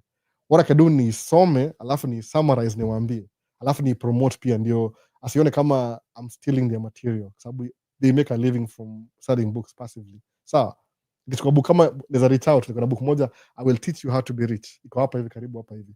Sisemi ati I'm going to read the whole book hapa kwa nini, hiyo ni that's too cheap. Go buy the book. Kwa nini ndio support hiyo mse? Useme Albert told you to buy the book. Ndio msema Albert, I like your work, una promote book yangu, I allow you isome Kiswahili. Kwa nini? Because I'm supporting nini yake. Then I'll do that. Nasoma page by page. Wala siwezi buy book nasomea page mzima. No, I would love to do that. Ile tu naheshimu ile energy ya watu ya kuandika kitabu. Unajua kuna ma-investor, kuna publisher, kuna editor, kuna nini, kuna mwenyewe. Alafu I'll make you investment. So I don't want to be promoting somebody's book ile I had nothing to do with it. And I'm not trying to make money. Mimi na value information more than anything. Sababu kuna information, you'll make that money. Sawa. Itakam. Angalia systems za world zinawaka. Alafu maximize. Kuna sawaga walezi. Kama unaishi Europe ni walezi. You don't buy house, you don't own houses. So, mimi naishi kwa hapa na rent tu, siwezi buy house. Kwa nini? No. Two things. Besi yangu alisema jana. You're either renting a house or pay somebody's rent. No. Kama if you're renting, I mean, you either have your own mortgage or you're paying somebody else's mortgage. That's it. Hakuna two ways. So which is which? Which one has returns? Jiulize swali hivyo. Sawa, you don't own a house. I'm going to build my own house. Okay, sawa, you can do that. Kenya unaweza do hivyo. Other states, some places. Lakini ni hivi. Mimi nimeishi kwa apartment town come states from 2007 mpaka 2000 and what? Hata sijui leo ni lini. Suppose they buy how mpaka leo. 19 years they buy how. Kama ningebuy how mortgage yoga 30 years. Suppose ningebuy ile conventional, sina do sina kitu yote sido business. By now ningekuwa nimelipa hiyo how 2/3 nimeilipa. Alafu value ina increase. So 30 years from now nikiuza hiyo how nilibuy 180,000 itakuwa probably worth $500,000. Nime lose do along the way, interest na kila kitu. But guess what? The investment is growing in my backside. So guess what? I could still be paying rent. Sawa. But I'm paying somebody else's mortgage. I don't landlord. The Lord. No. Yeye ndio Mungu wa nyumba, landlord. Namlipa yeye pesa ndiye alipe mortgage yake. Hao yangu nalipa mimi mwenyewe mortgage na kwa yangu. So after 30 years of renting, guess who makes more money? Landlord nyumba yake iko paid off. Who paid the mortgage? You did. No. Does that feel appropriate to you? Unalipia mse mwingine mortgage willingly. Willingly. No. Hata kuforce kuna consent. Oh, dear landlord, I'm going to pay you $2,000 every month until I move out. Here's my $200 deposit. Thank you for providing housing for my family. Alafu unaanza nunua nyumba taxes unakuwa na laundry list excuses why you can't buy a house. Alafu utabuy Range Rover anyway. Because it makes you feel good driving a depreciating asset. No, because ni Range Rover, somebody's brand. You're paying for somebody's brand to passive income. Basically, you're making everybody else passive income besides yourself. Why do you hate yourself so much? Kuna swali hivyo kutoka hiyo. Why do you hate yourself so much? Mimi nimeanza tracking na deni. Deni ni nini? Debt. No. Zero down. Zero down. Nimebuy track here 220,000 2020. This is the last month nilipa payment. Imagine. Hiyo ni nyumba kwa watu wengine by the way. 220,000 ni nyumba. It's a house. Na mortgage. So if I can pay 220,000 in 5 years, that means I can pay my house in 7 years. No. Do you how ilikuwa 435,000? Unaona hivyo? Sasa iko worth 550. So it may grow. What about the truck? If you pay off, what happens?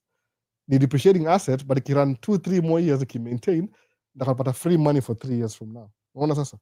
Nilianza zero down. Kumbuka hivyo. Zero. I didn't have any money. Nipata hata license ilikuwa deni by the way. Believe me, you think, 6,000? That's a lot of money. Ngitoa 6,000. Anyway, tumalize video. Nakamtafuta hapa hivi saa hii. Sawa. Iko ndani YouTube. Let's see. Hi. Y'all, it's been a while. Happy to see you. So tamaliza live basi. Then refresh hapa kama kuna anything. What was your credit score then? 512. I laugh at it, sir. It's giving me 800. I don't even use my credit anymore, by the way. I don't even need to. No. I love the book Simple Path to Wealth by J.L. Collins. That's really good. I don't know after your book of MBA. Wacha nitafute kwanza Simple Wealth to nini. newcomer hapa hivi, unaona. Usiwache Ali Mohamed ni aje albo poa sana. What was your interest rate? The 10,000 ilikuwa, I think ilikuwa 2.8 back then, 2.8 if I could remember. I have the paperwork, by the way. These things are so serious, must save everything. Like I don't know, archives. No. Receipts, I'm keeping receipts. My first loan, which nearly mess up, by the way, karibu credit vibaya sana. That's what messed me up. A personal loan. No. It was pretty good. Yeah, back then it was pretty good. Sometimes America, interest rates were high, kama says go very high. Alafu zita drop zikuwe low. It happens every 8 to 10 year cycle. High, low, high, low, high, low. Sawa. That's ukinunua shares, nunua S&P 500. Ama kuna index life insurance. Unakaa consistent over time. Naona. Tumalize video basi. I'm running out of time. 4 o'clock sahi. Nini ingine? Interest rate, I love this. Newcomer. Sasa. Collins, thank you. This was so valuable. Thank you all. Ndio hivyo sasa, hiyo tu nile, I'm challenging your thought, by the way. That's what I'm doing, challenging your thought. Ile tu use the energy, the mindset you have in your mind, exploit it, use it. Utanishinda, by the way, utanishinda. You think I can make good videos? I think they're good. I have to say that they're good. But you think I make good videos? I don't really make good videos. I just try. Alafu outcome, no. Kuna ile income, income, mama iko within already. It's already in. Sawa. Uko na hiyo in, then you do it, your outcome itaonekana. So my inputs ndio whatever I'm doing, my outcome, if these videos look good to you, hiyo ndio outcome. Sawa. That's what it is. My input ni kusoma vitabu, output ni ile kile nasema. If my input is full of nothing, down output takuwa nothing. Same thing. No. The two overall, this is, you have it in you. I'm telling you. It wasn't Yamini. If you start doing it, you'll see it. How did I ever learn how to do this? Oh, the consistency. No. Ile consistency beats talent every single time, by the way. Consistency will beat talent every single time. But uko tu ile talent alone, yeah, uta die out. Itaisha tu ile fade away. But consistency, uta beat talent every single time. Utafika, uta arrive na utampita. Kwa nini? Uko consistent. Ataringarika kidogo alafu amalizie hapo. Hassan wa Isa, hey Albuni aje, hope you're doing great. I was busy 2 weeks. Karibu, tunamaliza video sahi. So how could somebody have a credit card as a beginner? Kuna strategies, by the way. Kuna so many strategies. So baya Hassan wa Isa namaliza video sahi, unfortunately. Naanza na hii next time. Naambia kao ujue enda kwa bank, weka $500 upate credit card. Sina $500, save $500. Kwa nini? If you save it, take it very seriously. Alafu tukusakio credit card. Kaa naye 6 months, omba ingine. Use that credit. Alafu bill. When you're ready, ni kama preparation. Kasema ngaje? Luck is what? When opportunity meets preparation. In your luck. Are you lucky? Did you just get lucky? No, you didn't get lucky. You are prepared, preparation, then the opportunity zika equilibrium. And you're lucky. That was your luckiest day. Kwa nini? Meet equilibrium. Preparation and opportunities can meet sweet spot. Like luck. Mimi apply green card, not even knowing what I'm doing. I was prepared. Opportunity kakuja, ikani meet hapo. Nikam straight hivyo. Nikaanza business na deni. Preparation. Hiyo ni experience yangu ya beginning ni laughable, by the way. I'm laughing because it's true. I didn't know nothing. My friend was doing it. I could put enough information. I just did it anyway. You can figure out. Sabu, when you're doing it, somebody can see you failing and redirect you. When you're thinking about it, I can't read your mind. I don't know what you're thinking. How do I know? But when you're doing it, Peter hivi, turn huku, sienda hivi. Oh, okay, una turn. It's easier. But you're thinking about it, who reads your brain as well? Oh, I'm thinking about making $1 million, but I don't know. I can't read your brain, missing mind reader. But if I watch you do it, I can correct your path. Alafu uta learn something. Sawa, tumalize vida. Tuanze na TikTok basi. Naona. Last. Tuona baadaye. Imekataa, imeisha basi. So YouTube sio nanga hivi. Naona. New stage, whatever. See you in the next one. Peace. See you in the next one. Tumalize vida. Hope sijaacha comment ya mtu nje. Tuna ile auction, going once, going twice. Kuna mtu mwingine. Done.